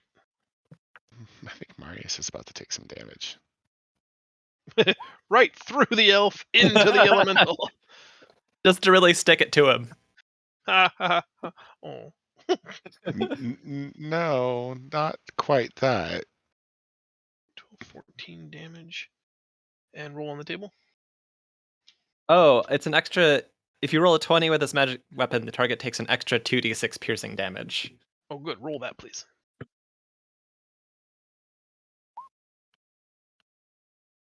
Well, almost. That's the second time I've gotten a roll on this table. I hope when he watches this VOD, Foob appreciates how well he has done in his own absence. After your turn, you move to the top of the initiative order. So Okay, Leo is cool. now at 21.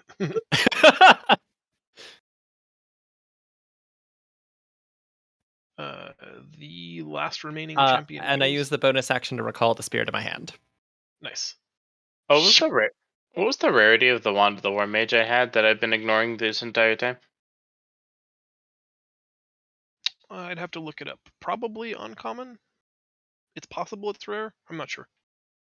Okay. I'll look it up after this combat. Unless it's important right now. Well, it just makes me feel a little bit disappointed in myself. It's uncommon. I will attempt to punch Jezza with disadvantage. So disadvantageous.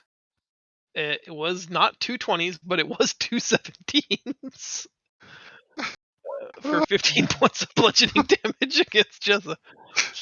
God damn, I'm a golden god.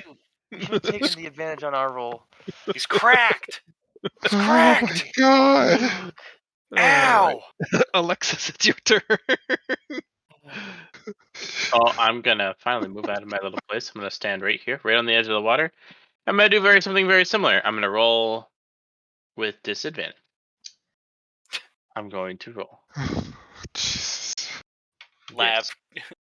Alexis. I'm finally gonna hit coming it up. anyway. Nice. And it's going. The best thing about I know it's very close. It's very tight. So it is going to pass through Kel, and I want to do a little bit of No, it RP won't. there. Hold Kel's 20 feet in the air. on. Oh, never mind. It's dead anyway. Can I please accidentally hit you? Oh no, the joke. What I was going to say was, it passes through you, and you feel slightly uneasy as this shadow passes through you, but doesn't do anything, and then just hits the target and kills it. But it doesn't do that because you're 20 feet in the air. Oh, Because I'm smart. nice. Have the best seat in the house to watch as the shadow dagger plunges into his heart, and there's this sort of vacuous sucking sound as the shadow energy consumes all of the oxygen in the water, leaving only a plume of shadow once it's done. The dagger disappears and reappears in Alexis's open hand, 40 feet away. I do that little dagger flip. Ba-ba-ba-bum, bum, bum, bum, ba-bum. All right, guys, it is 9:20. Do we want to just press pause right here, come back to everything after next or 2 weeks from now, or do you want to wrap this session out another 10-15 minutes? I feel. Sorry. Go ahead. Go ahead, Feisty. I feel like we should pause it here because then Foob can probably Yeah. make the next session and then like have whatever's supposed to happen to him happen, and then he can at least have some of this for him. Agreed. Yes, agree. Okay. So August 6th. Holy shit! It's August already. It'll be August. It'll be our next play session. August 6th, August 20th, September 3rd. So I have 3 more sessions before I start school. Interesting. Oh, that's perfect. Cool. Does your starting school mean no more D&D? No, it Okay. shouldn't. I will be taking measures to ensure that my normal life will continue as normal while I'm in school, even if that means I basically don't play at all during the day or during the weekends 'cause I'm doing homework and stuff. Nice. Yeah. All right, guys. Thank you very much. Sorry we ran long. We'll just pause the game, pick up with Foob on the 6th. Homework to consider is how you guys would feel about a scenario where your characters were surrounded and forced into a surrender situation. There are some players who always want to fight it out. There are some people who like the story element of a fade to black, wake up in a jail cell. I'm not foreshadowing anything. This is more just like to inform me what kind of players you guys are. Are you open to those kinds of narrative devices if I promise you that it's not going to be abused and it kind of furthers the story? Or would you always like the opportunity to kind of say, like, look, if you capture me, fine, but I'm going to roll my dice and fight my way out? And just think about it. You don't have to answer now, but just kind of mull that over the next 2 weeks, and we'll talk about it next time. Cool. All right. Good night, everybody. Huh. Have a good night, guys. It was fun, Good guys. night. Thank you. Yep. Good night, everyone. Capture scenario. Now, almost bedtime. I gotta go check on the door. So, have a good night, guys. You Good too? night, guys. Are you off too, Lev? Yeah, I am. I have to go.